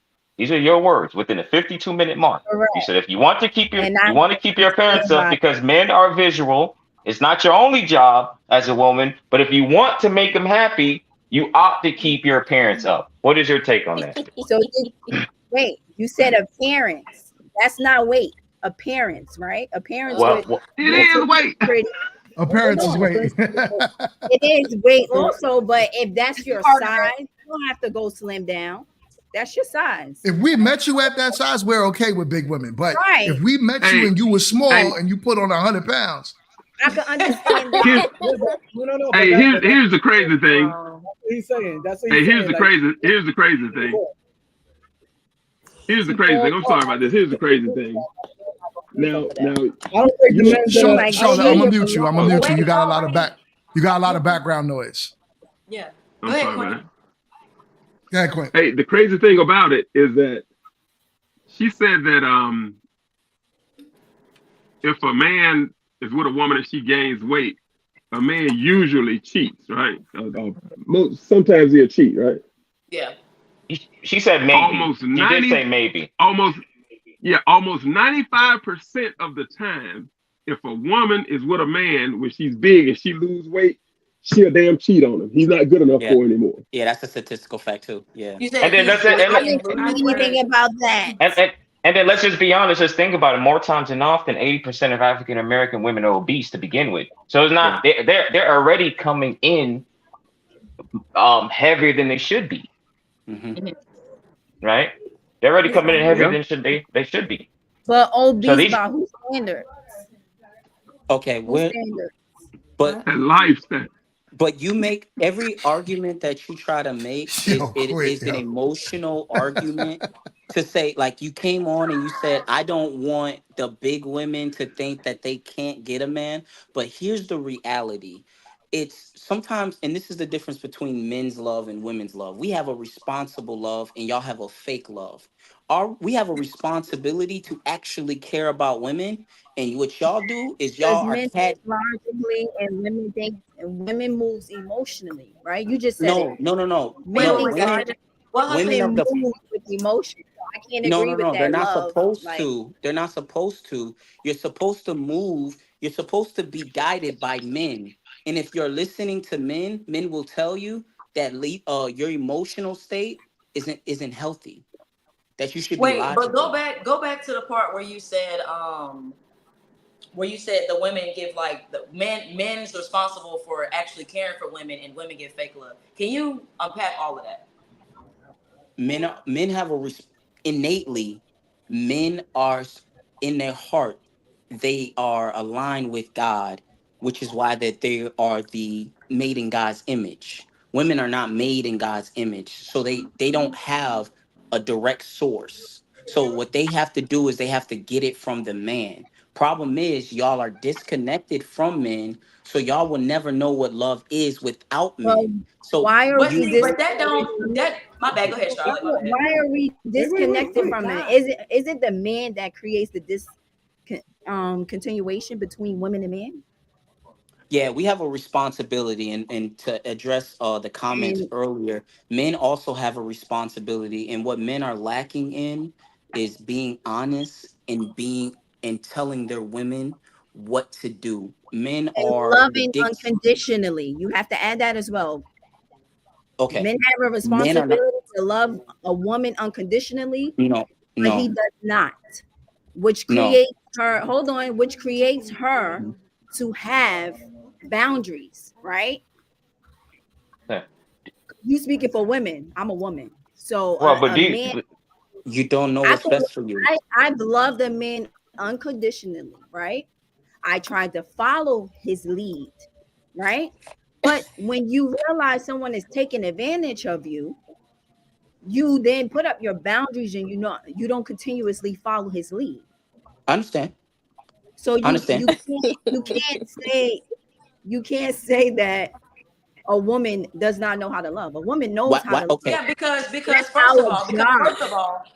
first of all, a woman, like, you keep going back to that, a woman has has no love. First of all, let's go back to that scripture too, where you said women, what you say, women don't know how to get love because they're not connected to men. Yeah. If man was made in God's image and the woman was taken out of man, would that not be the woman being equal and made in God's image as well? Because when Adam was created and he breathed life into him and he came alive, and he took the rib from Adam and formulated woman because she was taken out of man, why would there be a disconnect of, she don't know how to love, she don't know what's best for her because she's not being led by a man? Yeah, because she's made in man's. Now check this out. No, she's not made in man's image. She's made out of God's image. No, she's not. She was created and formulated out of man, but she's still created in God's image. Because No, she's not. What about listen to Lilith? this. Listen to this, husband. Wait. Listen to this, husband. If I'm the creator, right, and I make a man, right? If I'm the creator, right, and I take something out of that creation and formulate another creation, would that not be still making woman in my image? Because I'm the Hell ultimate no. creator. We are God. If God is the ultimate creator, why is the woman? You're making it seem like, oh, you don't know how to do this, you don't know how to do that. That really, you're making it Wait, sound he like women said, just variants. he said, the reason I'm laughing, he said, you don't know what's best for you? I heard Yeah, that you too. said you don't know what's best for you. Now that's a stretch. That's a stretch Wait, I'm because sorry, guys. That's crazy. More. You're absolutely correct. that's crazy I as have hell, to add husband. to that. That's Yeah, funny. because I have to add to it because God only knows or only knew what a woman would look like. Hold on. We can bring up Genesis chapter 2 right God now. is the only one who knows what a woman look like, right? He created her womb to carry the baby. That's God's image. A male can't dictate that, right? A male He don't know can't nothing say, about But you that. can't do it without a man. You can't do it without a But- man. but you cannot We do it carry, we without carry, it. we I am carry not- life. Right. And I am not denying that. Right. Yeah. God created us equally, but Right. yes, the man is supposed to lead and we are supposed to follow. And I would say But this. when I want to add this real quick. And I'm not sure if ahead. you women share this belief system, but I rarely hear a man say, "I can't be masculine unless I have a woman." But I typically hear some women say, "I can't be feminine. I can't be my femininity unless I have a man," which demonstrates that their femininity is contingent on a man. So do you women, have you heard some women say that? I only can walk in my femininity unless I have a man in my life? I don't Have you guys I don't agree. Hold on, I'm gonna address that, right? It's not the fact of you can only walk in your femininity when there is a man, right? He actually contributes to your softness. Yes. Because you as a woman by yourself, yes, you have feminine ways and you have masculine ways. And it's a balance. So it's not now when a woman get in a relationship, right? She is supposed to sit in her femininity. But if the man is in his femininity, it's hard for her to sit in that femininity and creates her to become masculine. Could she So sit in her femininity? I like to touch that one right there. Could she sit in? I'm sorry. No, I like to touch on that one. I don't believe women by nature have masculine ways. I believe you were taught to be masculine by, your upbringing. But naturally, women were and are a feminine source of people.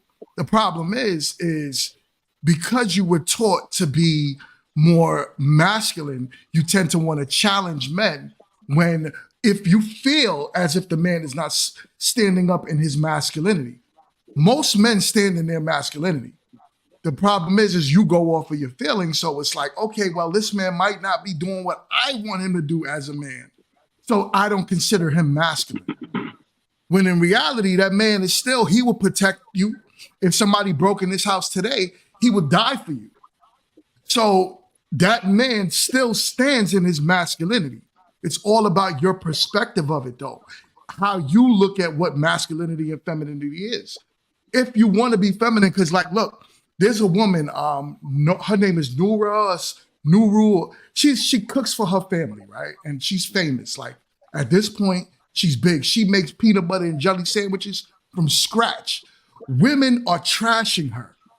Literally trashing her. She's a married woman with kids, submissive to her husband. She puts it out there. I do this for my family. Yes, she's a millionaire. Her husband's a millionaire and provides her a soft lifestyle. But you can tell that wasn't her making bread from scratch was not something that she learned on the job. She learned that from her mother. Her mother taught her how to be that soft woman. So whether she had a man that was resting in his femininity, she'll probably still be in her masculinity. I mean, in her femininity. I'm sorry. She'll still be in her femininity. So I don't really buy that women are naturally masculine. Right. Yeah, because what sometimes what you're describing, sometimes we hear Imagine a guy who claims that he's conditionally masculine. He says, well, it isn't until the right woman comes along I would wallow or walk in my masculinity. That's ridiculous because that means his default setting, he must be displaying predominantly feminine characteristics. So at times you hear conditional femininity where you hear people say, well, until the right man comes along, I'm going to be feminine.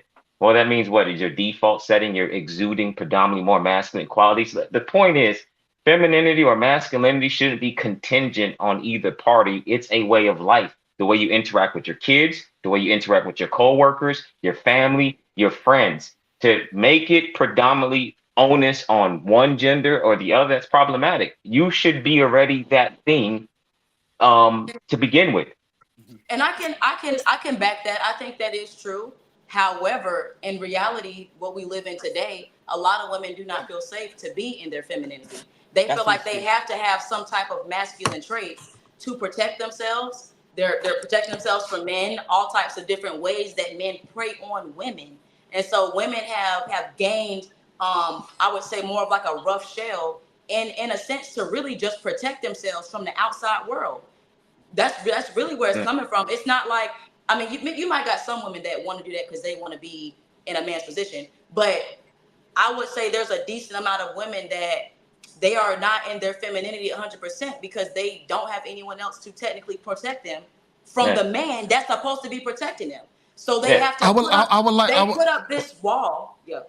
I would like to get Jessica's perspective. Jess hasn't really said much. Let's get Jessica's perspective on this. How do you feel? I mean, I just think you gotta be feminine no matter what, and that means even if you have to raise survival for a reason, for whatever reason it is around you from your environment, that still does not mean that shouldn't take away from your femininity.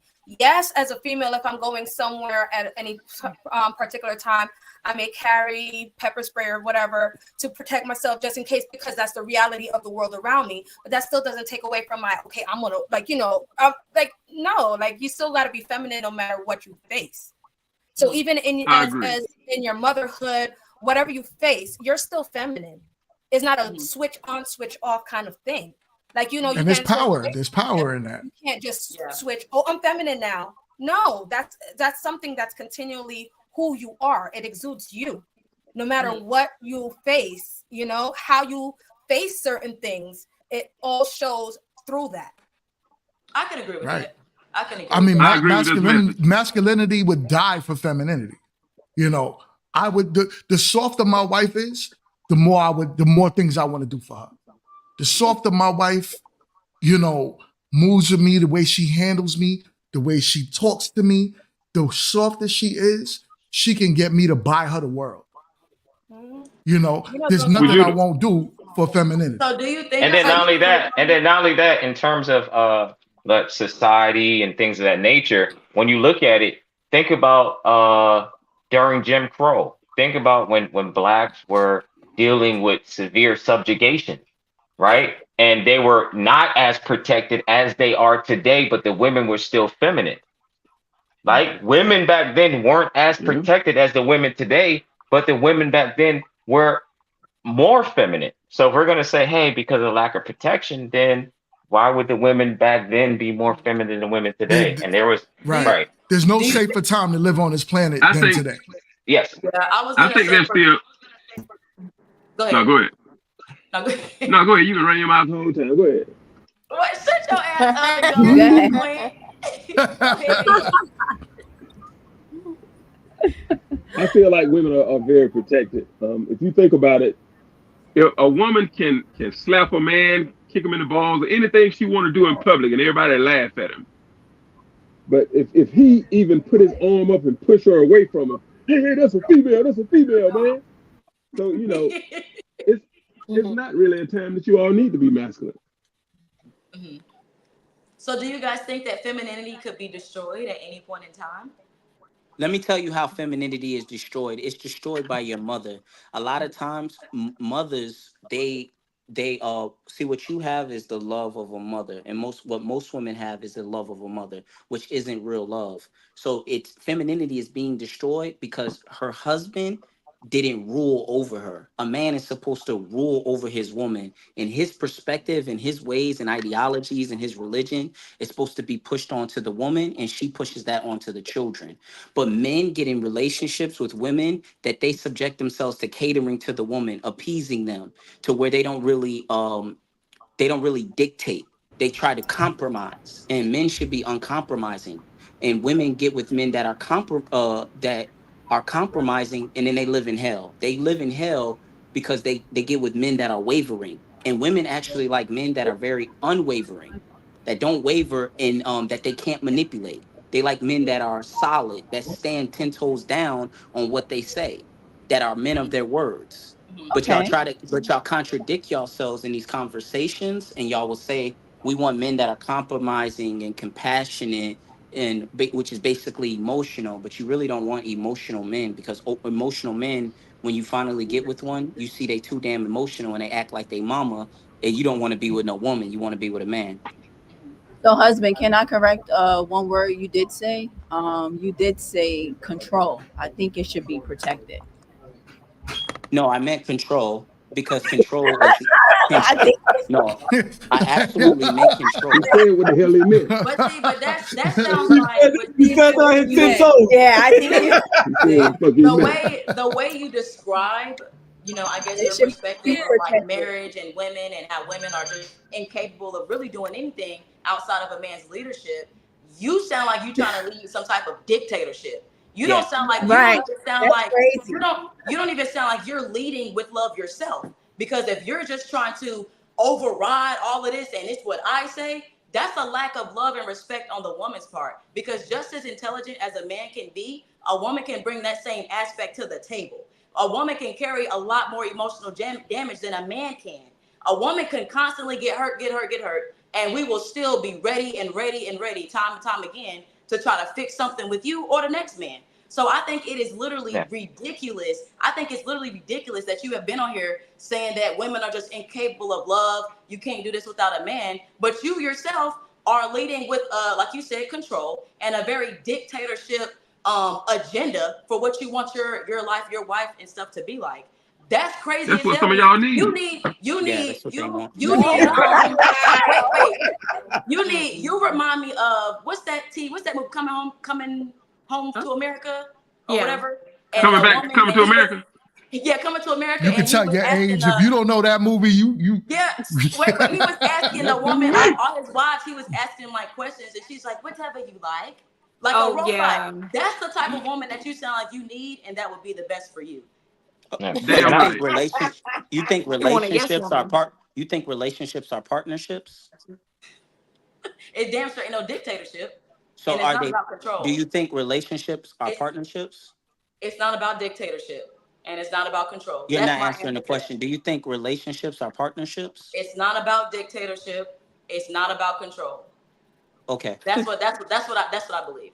Okay. So a relationship I that tell there you is what. a Oh, my bad. real oh, quick. My let, let bad. him My let bad. him finish. Let him finish. There a relationship has a divine order. So let me use this in modern woman career metrics. When you go to a job, you may be the manager over the building, but you're getting your order from the CEO in corporate. All right. So that's your place as a woman. You have to understand that you as a manager, you don't dictate anything. That comes from the CEO. You just follow his rules. If he tell you he want to change the uniform, you change the uniform. If he tells you that he wants to sell a whole new product, you sell a whole new product, because you're subjected to that company. And when you pick a man, you're subjected to that man. And when you're subjected, you're submitted in everything. That's scripture. In everything, not just some things, not just he got the last word. It means you're submitted onto somebody who has your best interest at heart. I have a wife. I have a wife. Keyword. And with my wife, I dictate the relationship, because if everything fails, guess who it's gonna be? Guess who it's on? It's on me. I'm not gonna be in a relationship that I can't dictate the narrative. So if it's gonna be successful, I want to have influence over the whole relationship. That's crazy. I mean, Which I which tell you I feel which what. what you're saying. I feel what you're saying, but I mean, But it, I tell you what, bro. you're not Hey, leading. You're not. But to put it down to you, husband, you're not leading with love. You're leading with control and dictatorship. And so that just goes back to you saying women is not incapable of love. You're not leading with love. Like, I understand, yeah, women submit. Statistically, I tell you what. Statistically, 50. Go ahead. Go ahead, Charlotte. Go No, ahead, Charlotte. go ahead. And you know, got lost. Hold on, managers or CEOs, they're women, right? 52 of 500. Charlotte, you went out. Your sound went out again. All right, so go ahead. You said the CEOs of. No, I heard you. Hold on 1 second. One second, Miranda. You were saying that the 52% of CEOs are women? 52 out of 500 Fortune 500 companies are led by women. That's very low. That's a low amount of. Right, but he's saying only leadership. Men. Only men leadership, but that was it back. That was back. But I think he was just giving out an example. I don't think it was as literal as the amount of CEOs in the company. I think he was just saying whoever is the CEO has to basically pretty much go down with the ship. Right, but he's pretty much saying that it could be only men. Right, and I also I didn't hear that. No, he said that. He was using that as an example to illustrate how hierarchy actually looks. When there's hierarchy and there's that's rank. what I heard. Right. Hierarchy. Right, but hierarchy are men and women, so you can't just say it's only men. I'm just saying. Well, okay. But the thing is, he's speaking about in terms something of different. Yeah, so let me address Charlotte. Let me address Charlotte. But he's speaking in the context of a relationship. Most women want the men in a relationship to be leaders. If we're going to take that example as literal, so are you saying that women want to lead relationships since women are CEOs? No, I'm not saying women want to lead a relationship. The job is for a man to lead the relationship, but he's talking about like a dictatorship, like. The majority of the time when men you follow a man lead, like I've experienced a guy leading, but his dictatorship was totally wrong. What do you do then? Yeah, you're not supposed to think for yourself. I think in terms of husband, you should address their presuppositions. So you guys, the young lady saying that you're not exemplifying love, right? So now I guess the onus would be, what would husband have to do or demonstrate to show that he's loving his wife? What is he not doing? What is he not doing that demonstrates that he's not loving his wife? We're not saying that he's not loving his wife and she's just a complete nobody. We're trying to break down the fact that he's saying that basically women can't do anything without men. They need men a woman needs a man to know what love is. He's saying that a woman doesn't know what's best for her unless a man is leading. And so we're just addressing the fact that that's just not correct. It's leading and stuff love is not all about you making all of these decisions and the woman just be quiet and follow suit.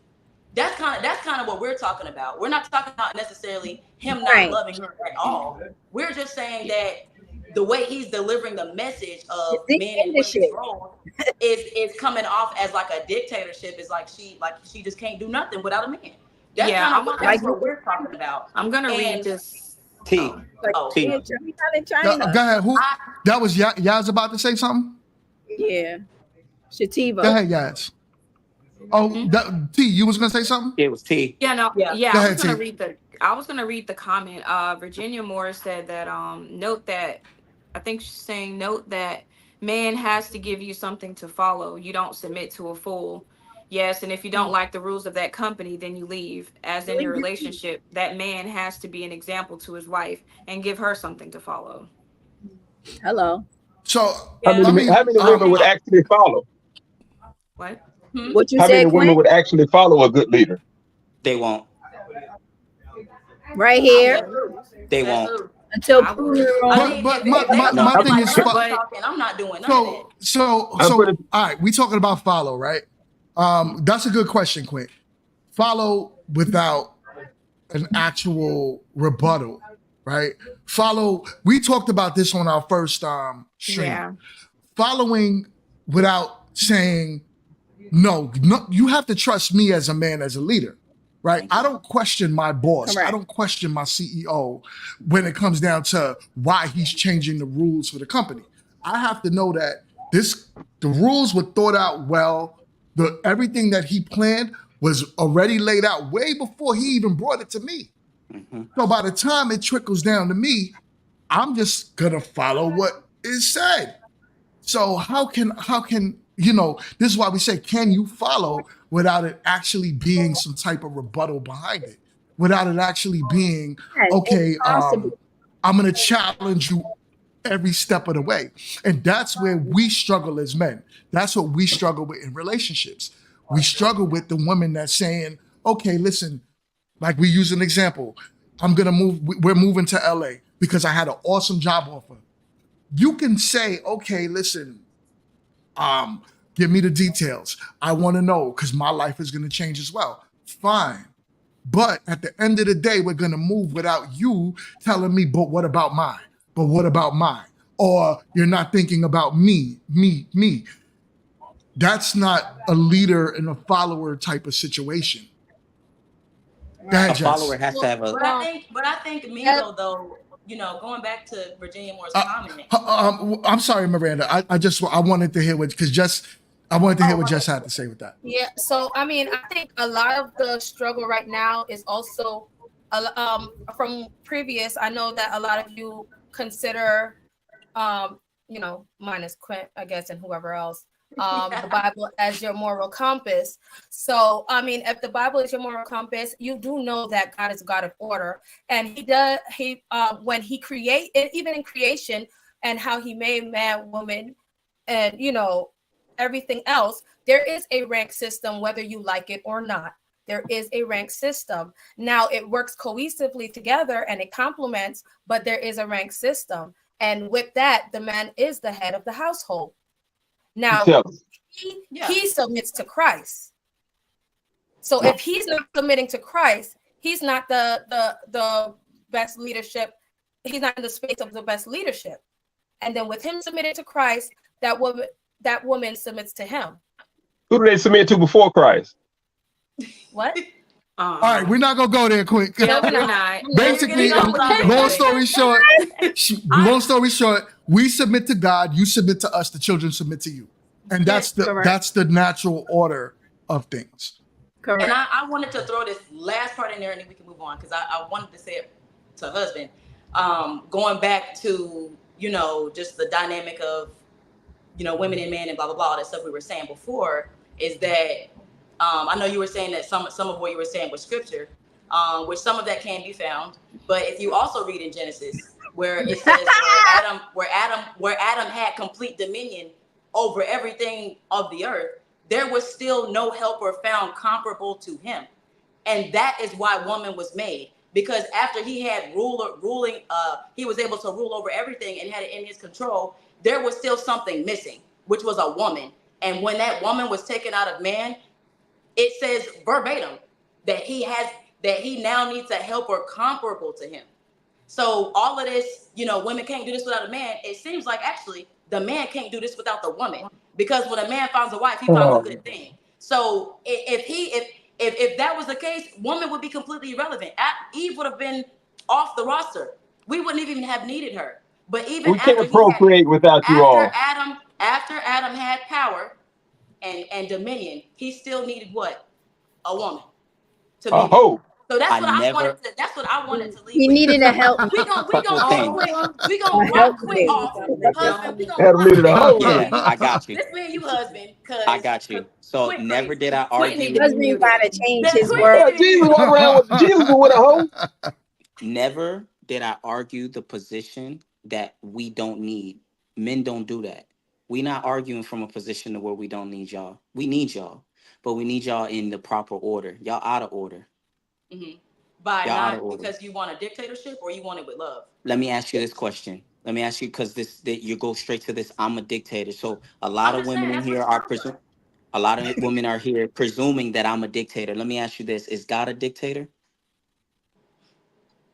Oh my He- goodness. Then It's why quiet am as I a hell. What does dictator? that have to do? God. Then What why does am that I? have You are to not do? You're God. Oh, not you didn't get God. it? That's the off topic. Well, they got But you're quiet, didn't You they? didn't get it? That You didn't has get it? nothing. That But has there's a nothing to point do to with it. There's a nothing. point to God, it.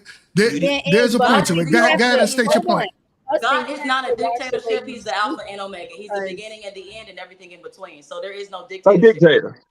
A God dictator. is love. So A that's what I would say dictator. to that. He's a But jealous so God. to say God is not a dictator, you have to look at the Bible in context, right? The He's Bible, jealous. the Bible is a jealous God, right? On top of that, the word is the word, right? There's no questioning that. What was that thumbs up? Anyways, there's no questioning that. There's no the word is the word, and you could try to manipulate it however you want to fit your lifestyle. But a dictator is what I say is what it is. Now we could try to soften it up because we know God is love, right? We know that God is, exactly what Virginia Moore just said. God is love. So we could soften it up as much as we want. But God gives us the rules, and it's either we obey the rules or we go against the rules. But either way, But what are those rules? But Mingo, wait. But Mingo, why were those certain rules enforced? Where do those rules come from? Those rules have to come from love first. Because if the ultimate right, creator knows what's right for you and he's right. What giving you rules? rules and you want to But it look at is it a as a dictatorship. dictatorship, So it's the What same thing rules? like What rules? it's the same thing like a company. So if a company says these are the rules, my best interest is to grow the company, right? If I'm a CEO, I'm not looking at what's happening today. I'm looking 10 years from now, right? I'm looking at the growth of the company for the next 10 years. It's the same thing with God's love. He's looking at the growth of you for the next 10 years. So the rules are what they are. Now you could, as an individual, could try to say, well, I'm going to take this part of the Bible because this works for me. And I'm going to take that part of the no, it's all Bible facts. because It's that all works for me. facts. I think Yeah, It's all but facts. I think a lot of people are kind of stuck on how things sound. And that may be where a lot of our issue is laying. Because if you look in the definition of dictatorship, it says absolute authority in any sphere. Sphere. So when we're talking about absolute authority in any sphere, then who is that absolute authority in any sphere? So let's just say dictatorship. But when you think about countries that are even under dictatorship, whether they're led right or led wrong, what is the ultimate goal of why they have that dictatorship? it's for the betterment of that country. Mm-hmm. Whether you Hey, I agree tell with you what. whether you agree with it or not, but think of the ultimate goal. That's why the rules are what they are. God gave us instructions, however we want to take it, whether you believe Now, in it you or not, or choose whatever for you that. believe in. The You can choose instructions are right the for that. instructions. Yeah. Right. You said Right. a So mouthful. I do get what he's saying.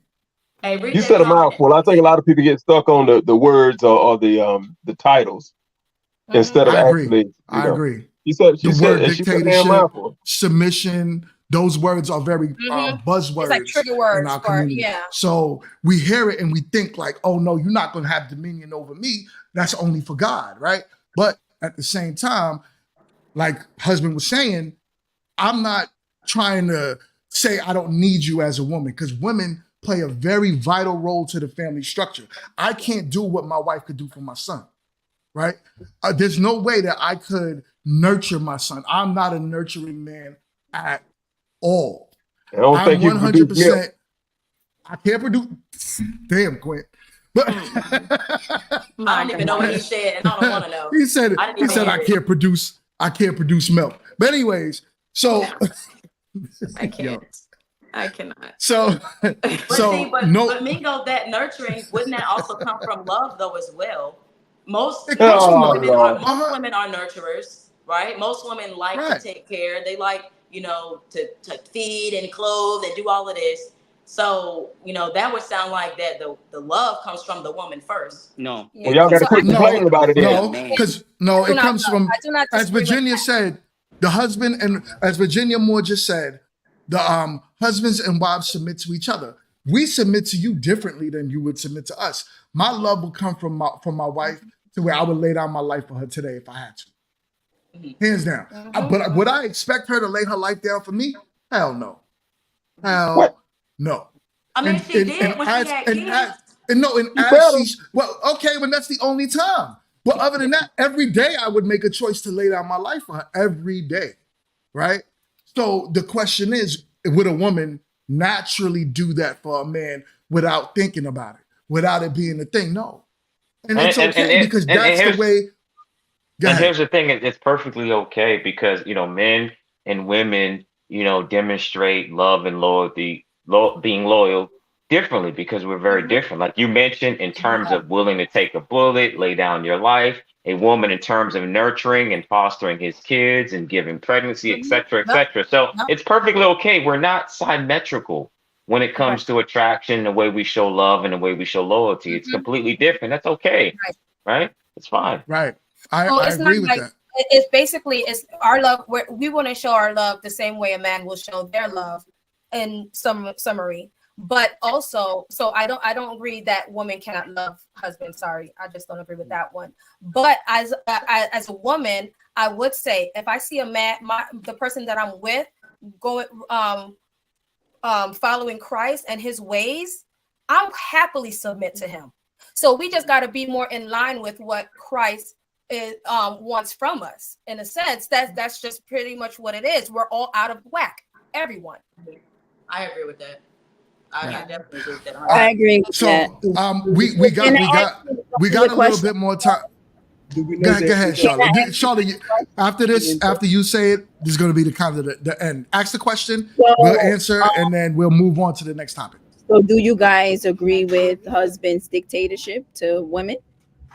Go ahead, ladies. I don't know his dictatorship. No, I'm asking the men. I'm asking the men. I know I'm loud. Oh, the men. I'm glad you asked the men because that's what matters. The men. So the women are going to be in their feelings. So no, we're just telling you to say that I agree. To say that I agree with his dictatorship over women, I understand 100% what he's saying, and what he's saying is pretty much men have to go down with the ship at the end of the day. So if I'm fully responsible for everyone that's on the ship, meaning me, you, the children, the house that we bought, the cars that we drive, everything I'm responsible for. So if I know that that's what it is, I'm going to need a woman to at least fall in line with my plan, my direction. I'm not going to follow your direction, which is exactly what I believe has been saying at this point is, if we got to take full responsibility over everything, the woman should, in a way, for the most part, or in husband's part, every way, fall in line with exactly what we're saying and doing for us to get to where we need to go. He softened that for you guys. He catered to you I to softened it so up you a can little bit. digest it. But I'm saying it from a space that I'm making it very, very clear so you guys can maybe wake up. I don't think it's you personally, but I think it's something in you that you guys are disrespectful and rebellious to the leadership that men have over you. And you say that you're submissive, but you're not really submissive because when it comes to submissiveness, you will use words to your men instead of like baby, sweetie, honey. You would call them chief, master, lord. You would use words. What? You would use. You would use. He just triggered everybody. What are you doing? That's good. I don't want to you would use those words because those are words they don't like those words because those are words that show he has authority and headship. No, over but them. that's not And it. they are We don't know. Husband, let me inform you of something, right? When you deliver certain things in a certain manner, it's condescending. A woman is not going to be submissive to that. So you have to watch the way you speak, because if you don't want her to become defensive and dismissive of what you say, then you have to mind what your delivery. Like, I get what you're saying. My wife doesn't mind. Hold on. I get, and that's why she's your wife. And I get that's the only person that matters. Hold on. And I get what you're saying as far as a man should lead. And I understand and I totally get that. But you have to understand a woman's mental. You have to watch what you say because she becomes what you say. Yeah, exactly. And I just wanted to put that out. That's Put that out there. 100% too. I don't know if you're thinking that we have a problem with men having the authority, which is not the case at all. You know, I do think that's a role that a man has, which is the authority. But you know, the same way you're saying address him as Lord or Chief or whatever. Do you call your wife Queen? No. Whatever. I don't even know any other words. But No, Yeah, she's but no. hold on, husband. Hold on, Mhm. man. Let me just interject. So, in terms of this, right? In terms of when he says master and Lord, I understand that you guys may be triggered, but largely speaking, you don't see women giving men pushback by calling them gods and goddesses, like young Pharaoh calling the black woman a god, right? These are words that denote, right, heavenly beings. When you say goddess, the black woman's a god, right? I mean, what I'm saying is Lord and calling someone Lord and Master would be no different from identifying a woman as a god and a goddess. Mm-hmm. They're interchangeable. Mm-hmm. And if they feel that it's problematic, largely speaking, then women should be giving men pushback saying, hey, don't call me goddess. Don't call me a god. I personally don't like that. Queen. You don't like to be called a queen or a goddess and all that? Like, not a goddess. You can tell me Cool, I'm beautiful. mine's a What about king. Queen? But Good God. all of that, you know, God and you're like, that's not like, let's be realistic. I'm your woman. You admire me. You have me at the top of the pedestal. Cool. But I just You feel just like want to be difficult. no, I just think I just don't really care for that. I don't think I'm so. not looking for. I don't really. I've never been like that. That's just not my personality. So that's why it's not a trigger. It's just I'm not going around saying, "Oh, God and King this or whatever." So I just felt like it was weird. I wasn't triggered. I felt like it was a little weird for him to say that. Like, oh, you should say, you know, Queen or Chief or Master, whatever he said. But I mean, hey, that's you and your wife, though. My point was y'all don't like words that put men in authority over you. So if I use an authoritative word, y'all don't like that because y'all are disrespectful to authority. But how are we I being don't mind. disrespectful? Right. So I let don't me mind. show you What's because you But want. that, disrespectful? How are you What but that, disrespectful to authority? Simple. Because when you still want to go your own way, you don't want to follow a man. When a what man what comes in, what way are we going? Yes. Where are we but that, going? okay. Hopefully. So here's what I'm Because saying. The last men, for all the women on the platform, the last men that entered your body, why didn't you subject yourself onto him? Submit to him in every way. all you single ladies, all you single ladies. Why didn't you? I did. So You said so if that man, so I'm glad you said you did. So if that man wanted you to wear what is it called, a hijab and cover up, would you have done that?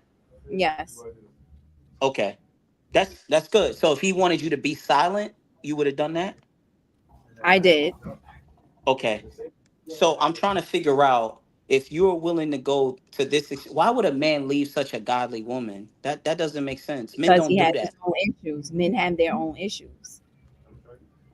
Men don't Everybody I leave think God. you, That okay, so you can everybody's not perfect. let me be very frank. You Y'all can have have a opportunists. conversation with y'all Some girls people after are the opportunists. relationship. Yeah, y'all can have conversations with y'all girls and they can cater to your feelings and emotions, but a lot of times y'all be lying about the relationship. Y'all don't want to submit. And when I started using those words of authority, it rattled y'all because it's like, how is he my like again, they're like Guru said, they're interchangeable with king, queen, the words that I use. They're interchangeable. So if you look at king and queen and click down to see all the other similarities, you're gonna see master, you're gonna see chief, you're gonna see lord, you're gonna see kingpin. What all I've looked at the definition. And then another thing is when I told you a man should control the relationship, you also had a problem with. But if you look up Jess, are you able to pull up the definition of control? I had dropped out because it went out. I missed majority of what you said right when I was asking you to explain Oh, we still the on beat. disrespectfulness. We I'm on still on mute. Yeah, beat. hey bro, it's pretty much the same topic. Yeah, we still Oh, on okay, beat. okay, okay, okay. hey bro, let me ask you a question, bro. Hmm. When you asked her that question about would she wear a job for if he asked her to, right? Hmm. When she said yeah, that fucked you up a little bit, didn't it? Yeah, it is. Wait, what happened? but Yeah. but What I happened? already know. I No, he already don't know. know Doesn't know. by I how heard the she's. skipper beat. But also I already know by how I'm just she's speaking carrying facts. herself in this conversation that she lying. She lying. Wait, No, who? actually, I'm not lying. If you know my personality, you would definitely say that I'm not lying. I'm a realist. I'm gonna tell you what it is, and I'm gonna tell You you you how go I back feel. and forth. You go back and forth with men. Like when most women that like one thing I But noticed I'm gonna be about defensive to myself, right? I mhm, don't know you. You're not my man, so mhm. I don't have to bow down to you, right? Yeah. God But So damn. women that say that being typically no, my hold on, woman would. being raised around boys and being having to be in masculine environments as far as with work and experience, and also having personal experience where somebody has taken advantage of me as a child. Yes, I am going to be this way, and I am going to defend myself, and I'm not going to allow just anyone to speak to me in any manner. But if it's my man and I'm leading and he's leading me and I need to follow, then I'll do that as a woman. But I'm not, yeah, it's gonna be respect, but I'm not gonna not have a voice. Jess, do you have that What? definition? I totally understand that definition of Yeah. controlling. The power to influence or direct people's behavior or the course of events. Okay. So do you disagree with that? Real talk. Do you disagree with a man, the power to influence the direction of the family or the course of events? Do you think a man should do that? Um, yes, I do think he should. He should be leading. So he should Um, control. wait, you didn't let me finish. Let's relax. Hold on. I do think a man should lead. However, he should be consulting with his wife. Not saying, Oh, not saying ask her questions for approval, but letting her know what's being done. Letting her know this is what we about to do, this is where we going, this is why, and that's it. That's that's something that I can follow. You letting me know you filling me in. I'm in the loop of all decisions. I know, and I'm listening to you. Okay, babe, this is it. This is it. I ask some questions, and then we're moving forward. I don't want it to be to where what she was saying. What's your name? Right here. Who, Charlotte? Is it Charlotte? Yeah. Yeah. I don't want it to be to where like you have no voice. You just quiet. You know what I mean? I want to know what's going on. I want to be there so I can support. What do I need to do to help fulfill this role and what we're about to do? What you need me to do? What if he tell you to get in the background and shut the hell up? That's not gonna happen because Oh my husband man. will never speak to me in that See, manner. well, you won't listen to him then. Yeah. Wait, Quint, because again, going back to what Charlotte said, I'm not gonna let anybody talk to me in any type of way, especially you. Well, what about So getting in the back and be so what quiet, so please? what we're so what we're saying is because if that's how you talking to your wife, you don't need to be married.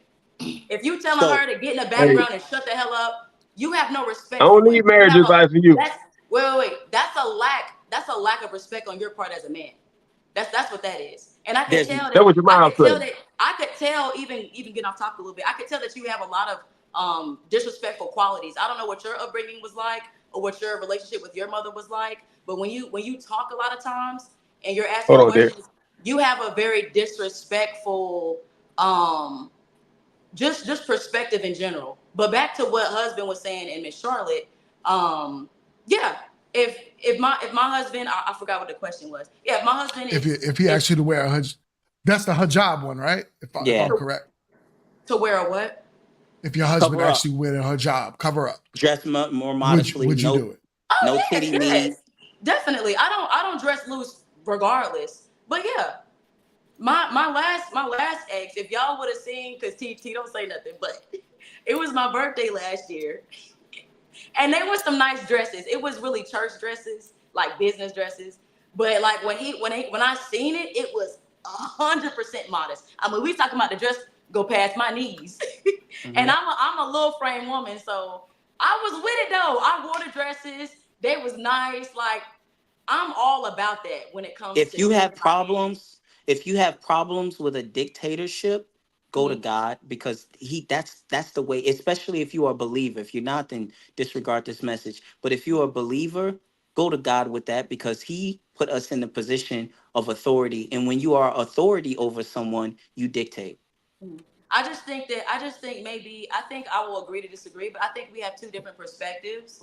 Because I feel like we're kind of on the same lines of it, but it may be the way you're delivering it is a little bit like, I don't know. But I understand what you're saying. I am a believer and a follower of Christ 100%. But I think we might just be saying it in a different. If you were a believer, you wouldn't have a problem with what I'm saying. You would be echoing it. But see, that's what I'm saying though.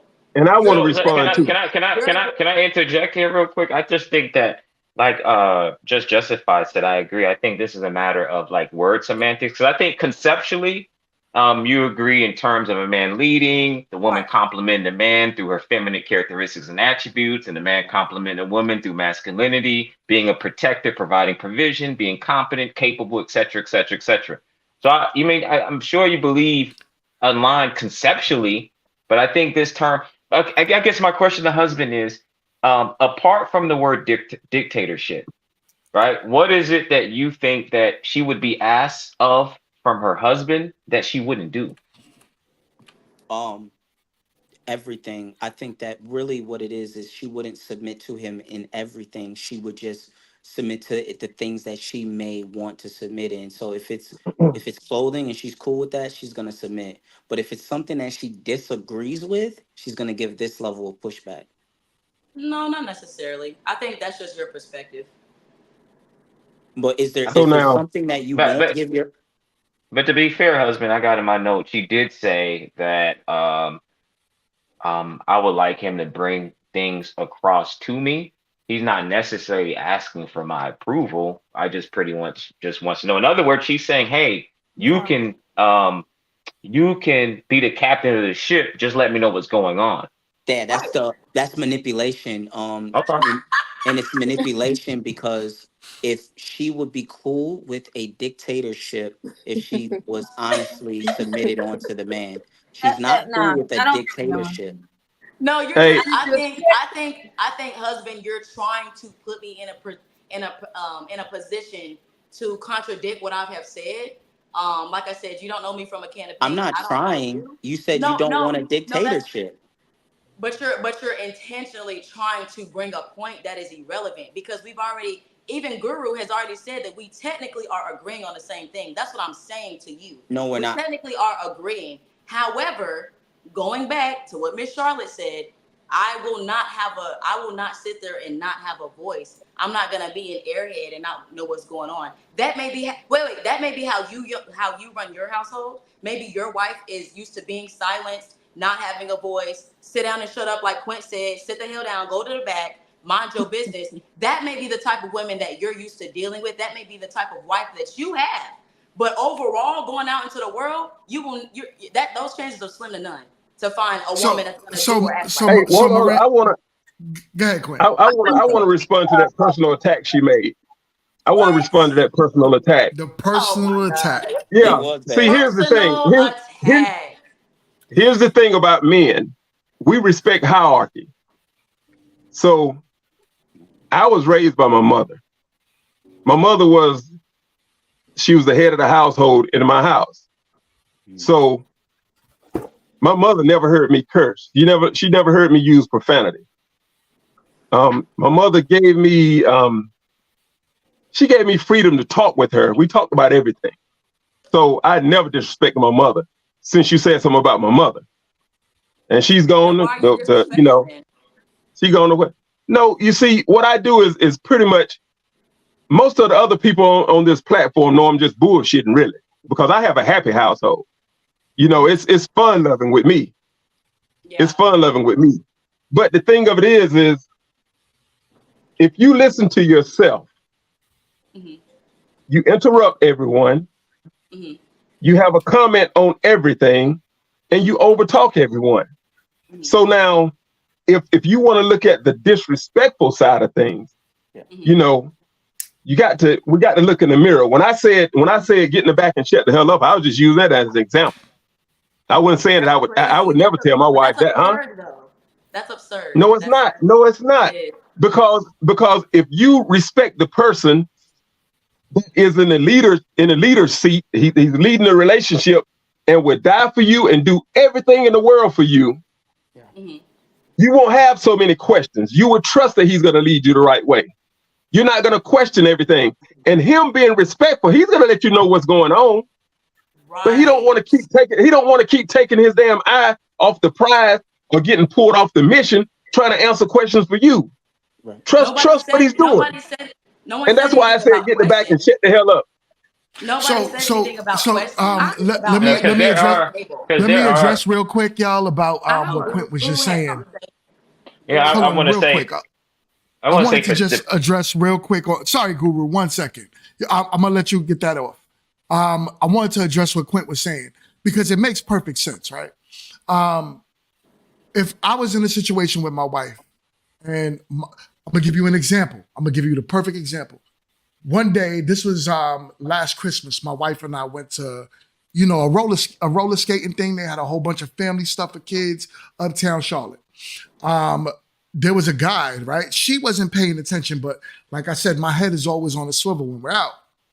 A guy now decided he was with his family, but she didn't notice that he was with his family. So he came and stood up in front of us behind his family. So it almost felt like he skipped the line. So my wife tapped on his shoulder and was like, "Excuse me." So I tapped on my wife's shoulder and was like, "Don't do that again." Right? And the reason why is because if something were to happen, that falls on me. So that's very similar to get behind me and don't say nothing. Allow me to make the decisions on what's going to happen when it deals with the outside world. So if I'm correct, Quint, that's what you mean. And that's the type of absolutely right things that's important to a man, is that we're able to tell you, fall back, and you fall back. In lack of a better words, not shut the hell up and sit down, but more let me deal with anything outside of this family. You deal with the house. Because I was gonna address that, because there are situations where both the man and the woman can put the relationship in jeopardy. For example, where a woman says, "I need a man to speak up." Typically, sometimes they're saying that in the event we are in distress or there's a catastrophic situation where I need to be protected, you can't sit there and be silent. You have to speak up and defend your family. And there are situations where the woman may be putting herself in a situation that can jeopardize or compromise the safety. And the guy says, "Hey, you need to be quiet.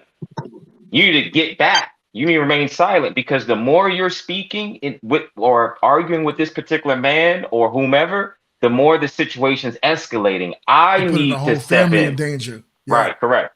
Right. So it's very interesting, like when Cam Newton said, in terms of there's women that need to remain silent.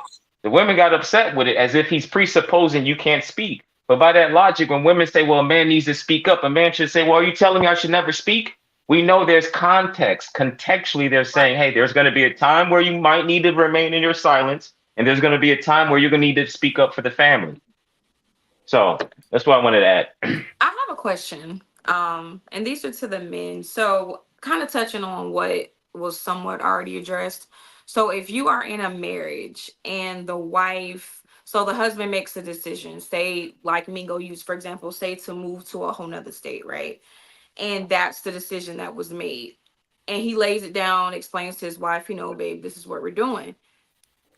If she has like a question, I don't know, about the move, whatever it may entail, but it's about the move, right? Do you men take that as like a form of either disrespect or her not fully trusting that you're leading her in the right direction? Is the question pushback on the move, or is the question just like, how are we going about this? It can entail all of that, just about the move in general. If it's pushback about the move, we may have already laid out why we are taking the move. It's probably financially, and it probably better suit the family 10, 15, 30 years down the line. And so we probably already laid that out, and she may be giving pushback, let's say, because these are hypotheticals. Her family lives in the city, right? And she wants to be around her family. constant pushback, any good man that is gonna hear her out, but constant pushback, we get to the point where we don't want to hear that. If I'm Right. being honest, we don't want to hear that ish. Let's go. Like I chose you to rock with me. Like let's go. This is what we're doing. And sometimes you have to tell it, give it to your woman straight when she and stop sugarcoating it. And that's what I've been doing here. So that's what I think. Yeah. So for me, the scale moves to a degree because I understand at times men are pretty much identified as more decisive and women are indecisive. So in terms of moving, and she appears to be indecisive about it, unsure, uncertain, I believe it's my duty and obligation to provide reassurance. So if we're speaking Thank about you. pushback contextually in terms of like you don't know what the hell you're doing, it's not smart and degrading and being disrespectful, then that's a problematic. But in terms of being indecisive and asking questions, I'm okay with it because it's a moving scale for me. I'm willing to provide reassurance to my wife in terms of providing provision, And safety, and protection. Mhm. And that is exactly, I think, the point that most of well, I was, and I think Charlotte was trying to make. You literally just said it perfectly, Guru. Providing that reassurance. Just letting her know that this is what it is, and you're kind of moving forward. Now, I will say, I definitely agree with y'all that if it gets to a point where there is pushback, like you say, you don't know what the hell you're doing, this and that. Now, that definitely can be problematic. That definitely can fall into her not fully trusting you, not actually following your lead. But I don't think that there's anything wrong with that reassurance and just letting her know what's up. You're not asking for approval. You are just letting her know this is what we're doing and this is how we're going to do it. Yeah. Yeah. Yeah, you got to put your foot down on situations. An example with my wife. The reason why I use the words of like what she can call you because it was relative to my life. Like she wants to call me baby, sweetie, honey, and I told her to stop that because you're denouncing my authority over you, and it's a subtle insult when women do that, and you shouldn't let women do that because it's demonic when they do that. And I think a lot of y'all think it's innocent, just like a lot of y'all men think Doritos and fast food is innocent, and it shows up later. So I'm saying it's not innocent, and you should check it. And women that have a problem with authority words, they have a problem with submission because submission, you can't be halfway submitted. They have to be submitted to you in every way, meaning you should be able to tell them to cover up and they cover up. You should be able to tell them to do this and they do this. They it doesn't mean that they won't say why. They should say why. Any intelligent woman is going to say why. But if she's giving you pushback, that is not a submissive woman. Because submissive women, they live to appease the man. And I'm not into the BDSM lifestyle, but I know that people that are into submission, they don't need a man to be dominant to be submissive. They are just naturally submissive, Yeah. which means when they portray themselves over the internet, my woman comes and portrays herself here. She's soft, sweet, kind. You'll never hear her say a curse word to a man, talk bad to a man, or anything like that. She's never like that, ever, because she's naturally submissive. But I would say this though, and it's not necessarily pushback, but I think that men have to be very precautious in the type of women they give relationships to, because if that is your prerequisite, that she wears the hijab and the woman covers herself, you have to lead with those things before getting into actual relationship with that woman. Because if you're trying to do those things on the back end, you already gave her a relationship, you already gave her marriage, so you're already validating her behavior to begin with. You're giving her validation. So what I'm saying is, Yeah, you more should times do. than often, I see men get in relationships with the women, and now they want to shake things up and rearrange things when those things should have been mentioned from the door. Mm-hmm. That's And very I I just agree. also, important. Let me tell you the Zara, problem with can that, I ask Guru. you a question? What if Hold she on, hold changed? on, one second, Charlotte. Just because just been. yeah, just I want to hear just what you real got to quick say though. because just on what the point was before when it was like even with reassuring your person, especially as a leader. When we take, I always go back as I said, God reassures in His Word. So you got to keep that in mind too, as when you're going along with stuff. As in, he will be like, let not your heart be troubled. You believe in me, you believe in God, you also believe in me. Like He's telling you that kind of stuff. So there is a reassurance that comes with God. There is. So you can't just say, okay, it's only like straight. Like I feel like sometimes we take it, there's many facets to who God is, right? But it also depends on in what area it's being used and everything like that. When it comes to decision making, he's sole authority. Mm-hmm. So your man, sole authority. You go to but you should be able to put that trust, and that's what that comes with the submission. And then that's why I tell people all the time, it goes both ways. Don't be with a man that you believe that's not capable or competent of leading you, and don't be with a woman that you don't think that's going to be feminine and submissive, right? Too many times, often I hear people talk about they're with someone who's a piss poor follower or someone who's a piss poor leader. Then as soon as you notice that they're inadequate and you don't terminate the relationship or don't even begin a relationship. Right. Because Charlotte, what were you going to say? Go ahead. Go ahead, Charlotte. No, I was just going to ask, what if the guy decides to change his religion within the relationship? Is she not? I know, but he's saying that you can push it into after they like just break up with the person. But what if she's not supposed to be submitting to that? No, a woman should never leave her man unless it's like physical abuse. I don't really go with the emotional abuse because a lot of times you kind of just lie about that one. But the physical, unless this man is like brute to you, because we know a man is supposed to be kind to his woman. So if he wants you to, if he changes his religion or changes his career, you're supposed to, you had sex with him, you bonded and become one.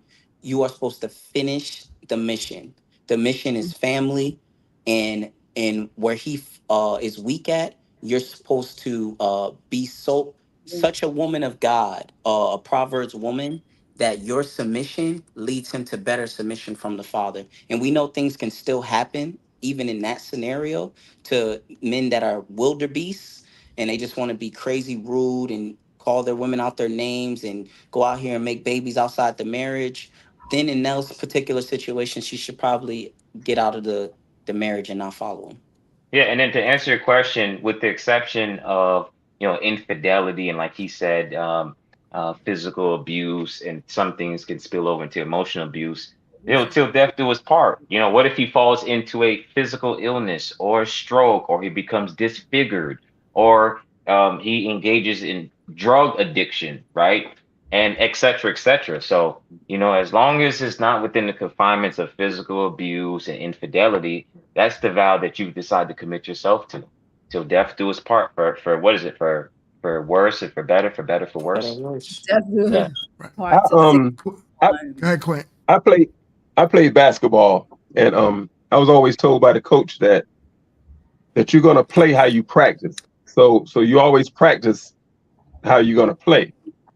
And so with that being said, in reference to what we're talking about and what Guru said, is it safe to say that from day one, you should be practicing to a successful marriage? From day one through the relationship and everything, that should be your practice of creating a successful marriage. I agree. Yeah. Yeah, especially if your intentions is to ultimately get married, you're auditioning for marriage. I've heard people on social media say, well, I'm not going to submit to a man unless I'm married. But imagine the functional equivalency if a man says, well, I'm not going to offer you protection or any form of resources or provision until we're married. You're effectively auditioning and showing characteristics within the relationship to show that you're marriageable material. You don't start these things when marriage begins. You demonstrate these things through auditioning, like he said, through practice. So I agree with what Quentin said. Absolutely. 1000%. Yeah, Yaz, you wanted to say something, Yaz? No. Yazzie. You good? What's going on? Yes. No, I don't have anything to say. So, well, I wanted to speak on it. I wanted to hear your perspective because I know you were a married woman, and you fell a lot into this line before your husband passed. So I know you could add to that. Can y'all hear me? Yeah. Mhm. Now, Okay, yeah, we can 'cause hear it's you. going in and out. I don't know why. Like all y'all going in and out. But I don't think I don't think I should even speak on this because Why I not? had a friend that I didn't want to get rid of. Yeah, Oh, it's you. okay, Yes. It's gonna be okay, Yes. The We girl not gonna holding pull none a of it against you, string. Yes. Don't be afraid. Yeah, we're not holding that Aw. against you, man. Like it's Nah, already man. done. Okay, well let me tell I my is. side. No, just kidding. So if somebody wanted me to wear a hijab, because that's what they call it, Your husband. but we wasn't wearing them before I got married, and he just all of a sudden said, "I want you to wear this." I'm See? like, no. See? That's what I'm talking about right there. Mm-hmm. If you He's can't like, go that's on what a I'm talking about marriage, right there. you can't go on a marriage changing things. They gotta be like, if you was already Christian before we got married, and then we get in a marriage, and then you like, oh, now I'm Muslim. Like, Yazzie, no. I understand that, but nobody can cover everything. There's all the a man when you marry him, you don't just marry the 30-year-old version, you marry the 40, the 50 and 60. So he's constantly trying to become a better version of himself. So he's going to need his woman to be there to support.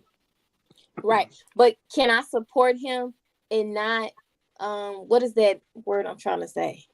Convert to something else that I don't want to, because that's what I believe. That's what I believed in when we got married, and I can't change over because you want to change because you're Right. the leader. Because religion, it gets really deep when you consider when So you're, you you don't know. have Yeah. your own desires, Yazzie, when you get married. That's what you women have to understand. See, Your desire. that's one thing no one on earth could convert me to something else I don't believe. My faith is my I got faith. that. Now, if you want to move, all right. But if you Yeah, want me but to your not believe in desire, Jesus Christ, and that's just not happening. Yazzie, your desire is onto your husband. So whatever your husband is trying to build, you pick a competent man that you can follow. And he may be subjected to rearrange some things. And when you have a very strong hold on some concepts and theologies that you don't want to get rid of, uh you can try to find a man that aligns with them, but nobody is going to align perfectly with the concepts that you have made in your mind. That's Yeah. impossible. So it's better for you as a the woman is the weaker vessel, and the man, he's dominant by nature. You should let him overtake you so you can overcome some things. A lot of times, y'all women, with the women's empowerment, what y'all tried to do was you want to empower women, but what you're actually, by saying stuff like women can do it, women are capable, they're in jobs and businesses, but also what you're doing is taking her away from what she really wants to do. She really just wants to be a helpmeet. That is when she's most happy. She doesn't want to go out here and be a boss chick. She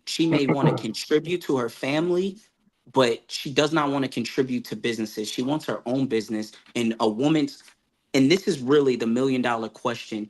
You really have to ask yourself, what is a woman's purpose on earth? What does she come here for? And that's how you will know if she's submissive or not. If she says everything other than being a help me under, if the first thing she says is something outside of a man, you don't got no submission because she Yeah, serves but something All right, else. I was so saying, I, I'm just go ahead, saying, yes. I'm not going to hell for no one. No one. Girl, you took the words out of my I'm mind. sorry. You took the words out So my keep mouth. me at that little thing. I'm not going to hell for no one. She took the words out my mouth. Yeah, I'm sorry. you know because that what? is pretty serious. That's exactly what you're doing. You're gonna go straight. You're gonna die. You're gonna be submissive. Oh, baby, of course I'll wear the hijab. I sure will. And go right to hell. I understand. That's a fact, I yes. understand somewhat. I I can't understand agree. somewhat of where he's. I understand somewhat of where he's coming from, and I No, understand no, where no. she's coming from. I understand where No, she's coming no. from as well. It's very difficult to if someone was raised with specific beliefs, it's very difficult to change those beliefs, especially when they think the ultimate result is going to be heaven or hell. You know what I Right. mean? You know, I was raised as a Christian, and my mom didn't make us go to church, but I did go to church. I know the Bible pretty good or what have you. But, a lot of times, when I study and do stuff, it's hard not to fall back into that, religious ways and Way of so on and so thinking. forth. So I understand But where you're coming from when you say it's tough to huh? I said I last understand when you episode. say when it's tough for you to change your religion.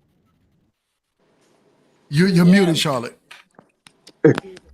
No, I was just saying. I if I recall, Quint, last episode, you were not with the religion thing. I'm not. What I was saying is I understand, because when you get that in your mind that you got to believe in Christ, or you're going to heaven or you're going to hell or what have you, it's hard to get someone out of that.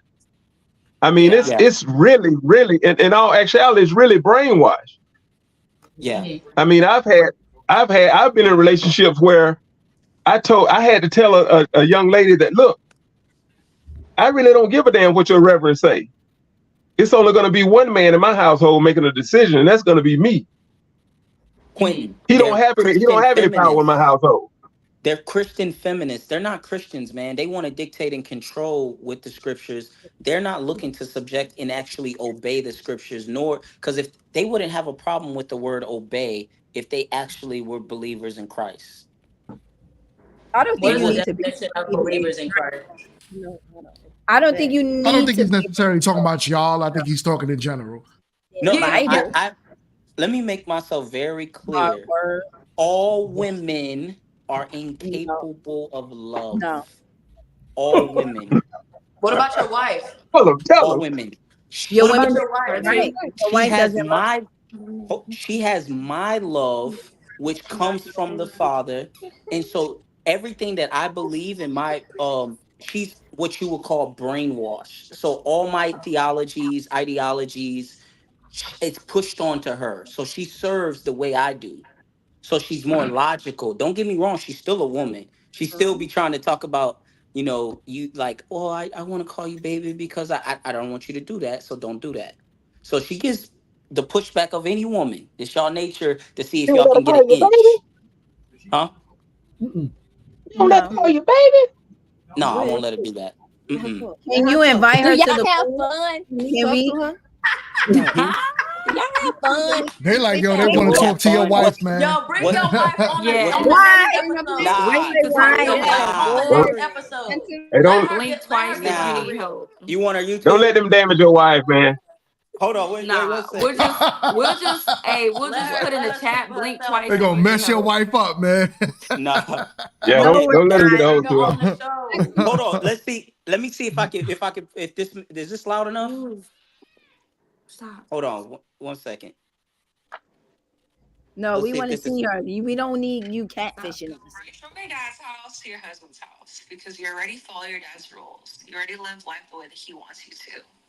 And then if you move on your own right after your dad's, you're going to get used to life the way that you want to do it. It's better just to go from dad's to husband's house. Because then when you get to your husband's house, it's not as difficult to get used to his rules. Go right from it. So his wife did jump into the chat. She did say something earlier on. So in case y'all wanted to see if it, or verify if that was his wife, that was his wife. Yeah, I heard it a little bit. It was going in and out. Was that on TikTok? I'm gonna follow her. No, that's YouTube. Oh, YouTube? Okay. Yeah. That's his wife? I don't know. Yeah. Was that your wife? Yeah. Yeah, that was his wife. Can y'all see it? A little bit. No. You gotta drop her when we get off. Yeah, you could drop it in the comments. Yeah. Okay, gotcha. We're But good. yeah. Oh, Guru on here. I'll say where you So go. the thing that I noticed though that is I want to see interesting. her in person because anybody could be on social media and make a fake page. Right. Man. But go ahead. Well, Guru can confirm. Charlotte. So I'm a here's the social thing. media expert. I'm an IT Oh my specialist, so I already know Yeah. catfishing and I know the whole nine. So Why would a man go to that extent? people are weird. Oh man. Yo. That's hilarious. Dang. And Oh to man, listen. hold on. And to address God. what you said, what if you don't rule like her dad? I Is don't. she gonna give you pushback? I don't. She came into so her dad has a religion, but she came into my world. So there's my rules, my religion, my ideologies, So why and did you agree with Yazzie when she said something about a woman is not going to change her belief or put on a hijab? she Why did you should. agree with her? No, She but why should. did you agree with her when she Yeah, said she should. that a woman wouldn't? I don't think I he agreed. didn't. That was me. No. I That No, agree was he that did Quint, agree most with man. women her. won't. He did. I He did I said agree. did it. Oh, Quint, I he said I I did. agree understand that somewhat most of what she's women. coming from. Yeah, I agree that most women won't do that, and I think that's a problem. But your wife You got to did. learn how to, Why wouldn't Charlotte. you? You got to learn how to love. No, I know exactly how to love, sweetie. But he just contradicted himself because he just said his wife changed her belief for him, right? So if she changed her belief for him, why did he agree with Yazzie and why didn't he correct her? And I kind of want to piggyback off that. I personally feel like if you changing your beliefs for a man, you was never a believer in the first place. If you're easily influenced. If you so called, whether you Muslim, Christian, or Catholic or whatever, if you start changing whatever it is you supposed to have your legitimate faith in for a man, you was never a believer for him anyway. So Yeah, that this. It's the therefore same you God, ain't it? just It's the No, same God, we're ain't it? talking about because I don't know what his beliefs are in general, They just but got we're different talking about names. actually switching religion. Yeah. So So But it's I the would same God. They just raise. got different names. Right. Praise God. Exactly. Q. But what I would say is this. Because I would love my daughter. I would raise her up to get with a man that treats her right. So if let's just say that every man on here was single, but I think every man on here has a woman. So, but let's just assume what I would do is if all these men have different religions, I want my daughter to choose the one that's going to be kind and slow to anger with her. And I don't care about his religion because his religion doesn't dictate his character. A lot of people claim stuff and you can't really see the actions of that. So I would want her to get what they meant. So I'll raise her up in my religion, but I want her to pick the man that is good for her. what if that man that's good for her wants her to change her religion though? I don't Oh, mind. He I doesn't don't mind care. that. He I don't doesn't. mind that. So what happens is religious people, they try to have a stronghold and they say, well, I want you to, if I'm Muslim, I want you to date another Muslim man. And I'm saying that's bad because what happens is that Muslim man, just because he may say he's Muslim like I do, um, he could be a terrible, terrible husband to her. And I want her to go to the man that's going to be kind and slow to anger like her father. I want her to pick someone like myself. What he's saying. So what is Your your Muslim husband? You're Muslim? No, what is no, your I'm not. religion? Oh. What is your religion? It comes off as Muslim, but I'm a cross between like Muslim and Hebrew because I read the Okay, so Bible. that explains so much of your mindset and your perspective. Mhm. That It's really that really laid it out like right my in there. my perspective in a nutshell is patriarchal. No, you're forget the patriarchal and all of that Yeah, stuff. I just shortened it up. Everything, That's my perspective. but based on the way that you have conducted yourself today, by you coming out saying, yeah, you a cross between the Hebrew and the He's an Muslim, atheist. makes perfect sense Mhm. for why you feel the way you feel and for everything that you said.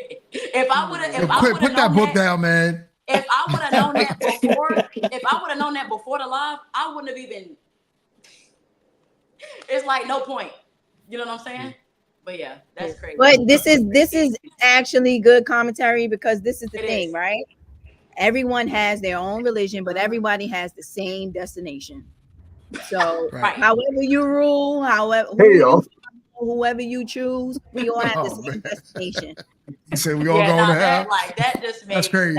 Right. so much sense. No, it does though. That's crazy because we can get into it on another show on another day of the whole Yeah. Hebrew and Muslim stuff. But you are the product of it for a fact. Yeah, we believe Well, that we believe the actual Bible to where it says that you should be silent, and you believe in a prosperity message, new But age religion that's relatively new, because you guys think that you have some position over men. And let me add this insert: men, if you listen to women, and I'm not saying that they can't uh, teach you real estate if you don't know real estate, or teach you your ABCs if you don't know your ABCs. But when I say if you listen to the point of following women, right, and their ideologies and their concepts, uh, nothing good is going to come out of it. Even God said the reason why we're in this predicament is because Adam listened to Eve, never listened to the woman. Never. They have a position and role to play. Quinn, you're gonna love this analogy. They're corner shooters. They're But Luke you, Waltons, but and you, they wanna Luke Walton and Kwame yo, Brown want to take 30 shots. You don't but you, put in this type of work to take 20, hey, 30 hey, but shots. was that the true Bible like you saying, or was that culture? Because if you go back to the culture, we can trace a lot of things where women weren't allowed to speak or do nothing. It had nothing to do with religion. So right, and is that what you're saying? The women Good should be old silent. days. Whatever you said. right. Morality. Is that So you mean to culture? tell me Is you that telling people not to listen to their mother? right? Because Because you said Good Never that old listen part. to days. the mother. is Never that listen to the culture? mother. Is it judgment, or is it the word of God? Which one is it? It's Who made the definitely ultimate sacrifice? Wait, no, it's let him morality. wait, Clint, let him answer. So where you're trying to get at, it's not either of those things. It's morality. Morality is before religion. All So right. it's morality. No, it's not. Ooh, Religion sets the child. morality. No, If no, you morality let sets humans dictate religion is man-made. morality, That's Religion why. is man-made. But okay. But you just said it. But you yeah, said that it's neither of those. Hmm. So yeah. is it culture? Is it God's word? What is it? I, Or I it's neither, wanted like you I said. wanted to add something real quick, Hmm. guys. The reason why I'm not as participating in this topic because I know the host. You said that we're not necessarily going to get into Religion. religion. So for the Okay. people who are so listening to me, the My people bad. in I my didn't know. stream, the reason why I'm not actually putting up a defense, right, for our worldview is primarily due because the host told me we're going to refrain from talking about religion. So I just and want and people in and the chat who follows me he to know that. My bad. he is right. I did not and do not really want to get into religion at all. I believe that this topic, though, goes alongside the man and the woman of the house, right? So that's why I am Okay. going along with it because it has a lot. It's not like, what do you believe in? You don't believe in God. Who believes in this and who believes in that? Sorry. It's more about, okay, what's a woman supposed to be in a marriage as opposed to what a man is supposed to be in marriage. So it kind of works side by side with it. But yeah, definitely I do not want to get into any type of deep religious, who's atheist, who believes in what, Yeah. that I don't want to touch. And But and for future reference, don't hesitate to check me. I know my oh no, place. If I'm I out don't of feel I line, don't feel like I'm cool.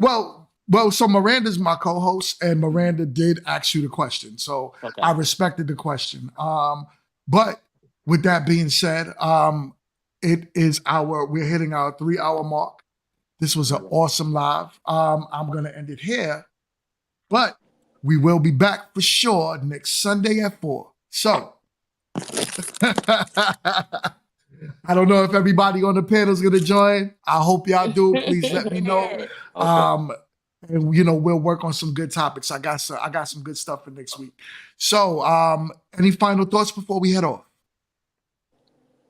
Yeah. My final words. Thanks again Go for ahead. the Go. opportunity, man. Oh, I'm Nah, sorry. man. You can go ahead. It's Go all ahead, love. Clint.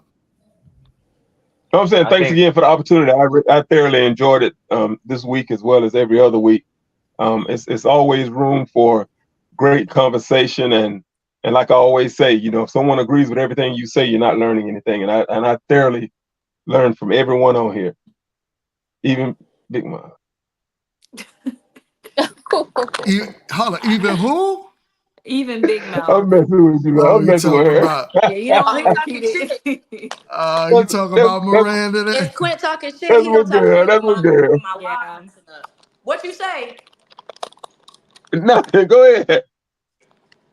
Better be glad my phone had froze up. You know I'll be ready for shots taken, Quint. So Yeah, I y'all had want froze to up. add to that. Thank you for the platform. Sorry I was late. I was in a production meeting, and girl, next time I would like to hear more from you, and I'll definitely be on time next weekend. Yes. Awesome. That's what's up. On time. So, anyone else? Yaz, what's up? I don't have anything to say. I enjoyed it. Oh, you a woman of little words this week, I see. Okay. No, I know my little background. I want to, you know. Listen, it's So completely fine. We're not can holding your say, background against you. and I can say I am learning. I'm learning. I'm living and I'm learning. Yeah. Nah, that's Don't what's ever up. let it stop you That's from what's up. speaking what you got to say. Because, I mean, you know, your decisions is in your own life. You've made your decisions to the best of your judgment. You know, it is what it is. So, I mean, all we can do is really just move forward. So, definitely always be a fan of speaking out and speak your truth. Say what you got to say. And, you know, whoever don't like it, just don't like it. But love having you on the show, though. Okay. Thanks. Yes. Definitely love having you here, yes. Definitely. So TT is my other co-host with it. You have any final thoughts, T? I don't think so. I enjoyed it. It was nice to have the guru and husband back, and then or new to the stream, and then also have our people back from last week that came. I thoroughly enjoyed it. I like to hear different sides, especially from a lot of like men's perspective, because you know us as women, we don't always agree, but sometimes we be on the same along the same lines, but men think completely different. So I do like to hear their perspective on different things regarding relationships and marriage. So yeah, definitely enjoyed Guru being on the show. Definitely. For sure. Okay. Well, Guru, you got any final thoughts, I my want guy? to say, man, one thing I definitely enjoyed the conversation, and I think that the thing that stands like a sore thumb to me is that the people here, we are all melanated, and we seem to all believe in marriages and relationships, and we understand the importance and values of those things. Not as if we have, modern, ideological modern women on the platform who saying they don't need a man or F a man, nor do you have men on this platform saying F women. So I think one of the commonalities that we have is the importance of relationships, marriages, and families. In terms of how we come about getting to that point, may have a few discrepancies to a degree, but however, at least the intentions are righteous, and we strive for those things, because I've always said, listen, society is a splitting image of what a community is, and a community is a splitting image of the household, and a household is the interpersonal dynamics between men and women. So everything ultimately starts with the relationship that we have with one another. And what's best is for us to understand what women find attractive in men and what men find attractive in women, and walking in our masculine and feminine being who we were intended to create, we were intended to be. That's extremely imperative. So I definitely appreciate the conversation. I definitely look forward to coming back on a platform next week. And one thing about me, I'm gonna listen back and take notes, man. I Nice to see. I appreciate saw him writing down them notes, boy. Yes. And Oh man. timestamps for everything. The For receipts, real. and we need you to be on here so you can always have the receipts. But we need to You pull up hold receipts. everyone We accountable. I gonna love it. call I love Guru, it. and he gonna have that shit ready. We're gonna be like, Guru, it's your time to shine. Yep, it's your time to shine. Wind it back. Like, hold on. What she say last week? I know. So Y'all, one thing oh about me, man. I love to debate. I love going back and forth. Like Quint said, I do always have something to say, which is why I'm a part of this platform. But I love just hearing the opposing idea. You bring your intelligence, I bring what I got, and we just converse and knock it out. And I like that we can still find common ground at the end, right? Yep. Nobody's saying, you a B, you a hoe, F you. No one's saying none of that. We're just agreeing to disagree, or we just gonna debate this thing out. That ain't what you said about Quint last week. Yeah, Quint outside of Quint on the show, Quint be talking shit as he already has admitted. Quint be talking shit. So I meet you where you at. and it ends up with we bumping heads. It's all love, though. It's all love. It's all love. It's all love. Yeah, what's It's all love. No, he's surprised because he turned his phone vertically, right? And then now it's like a whole new world to him. He was like, yo, why I didn't, he's like, why I didn't do that this whole time?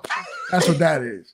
It's okay. I streamed the whole like. Why ain't nobody tell me? You know what? I should listen to women more. That's what I should do. You should start listening. A woman would have told Hey, me Guru, that. what's this timestamp, Guru? Yeah, get this timestamp. I was gonna say something, but I figured y'all. That was a y'all joke. don't have it. That's a joke. That's a joke. Wait, It's but also I was also shocked because like for me, like I'm different. So like I like when women use like profanity and stuff like that, like I get like a little shocked because I'm just like it's bizarre to me. So that's another reason why I was looking like that, because she was being playful, but I still look at it as not ladylike. I can agree with that. I'm a little wild one. Oh, that's so cute. What is that? Is that a dog? Yeah. Oh, that's so cute. See, I'm a Yorkie, and I submit. Stop. I'm a Yorkie and I submit. Husband, dog, man, best friend. Nah, I definitely agree with that. I'm a little wild, you know. I will admit that. I could be a little rough around the edges, you know. But fix it so you can get married. True, but I might have to cuss him out. Hey, I might have to cuss him out. You gonna cuss the man out? Miranda, she playing. Girl, stop that. Oh man. No. So Charlotte, what's up? You got any final thoughts? I did. I spoke. I said thank you for bringing me. Yeah. On the platform. Okay. Oh, Tootie. I'm sorry about that. Jess, what's up, Jess? Eat that cat. Okay. You on mute. Not like that. I just appreciate the opportunity of conversing with everyone, sharing thoughts and everything. Is always a pleasure. Yes. Right. Definitely.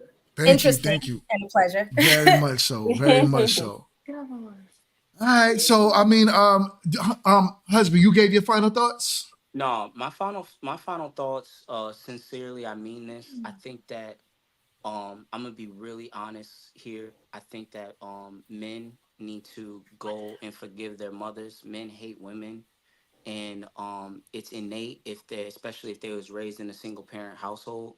They need to go and forgive their mothers, and women also need to go and forgive their mothers as well, because their mothers likely controlled the household or was the leader of the household. And when a woman is subjected to the woman, or when a man is subjected to the woman, nothing good comes from that. And so we really need to have this level of forgiveness in our hearts for the women. And when you do that, you'll want to provide for them. You'll want to secure them. You want to do the right thing. You're not want to just like sleep with them and not offer them marriage. So I think it's a forgiveness thing. And I think that with forgiveness, that's how you actually come into a healthy relationship. Agree. Yo, we could all snap to that one. That's what's up. That is what's up. Agreed. Well, my final thoughts to the conversation is, I would like to thank everyone for coming on the panel today. It means a lot to me as this channel is growing. I'm currently at 27,657 subscribers and counting. So the channel is growing as is. We're just building this conversation now, so that way we can have more and more guests join the conversation as well as watch the conversation. So please tune in every week. We do this on Sunday at 4:00. I love it. Want to say thanks again, everybody, and give yourselves a round of applause. We're going to do it again. Let's go, y'all. Hey. Let's go. We gonna grow. Let's go. You gonna grow. This men talk. Exactly. All right, y'all. So, listen, next week we'll see it again, all right? All right. Later, y'all. All right. Bye.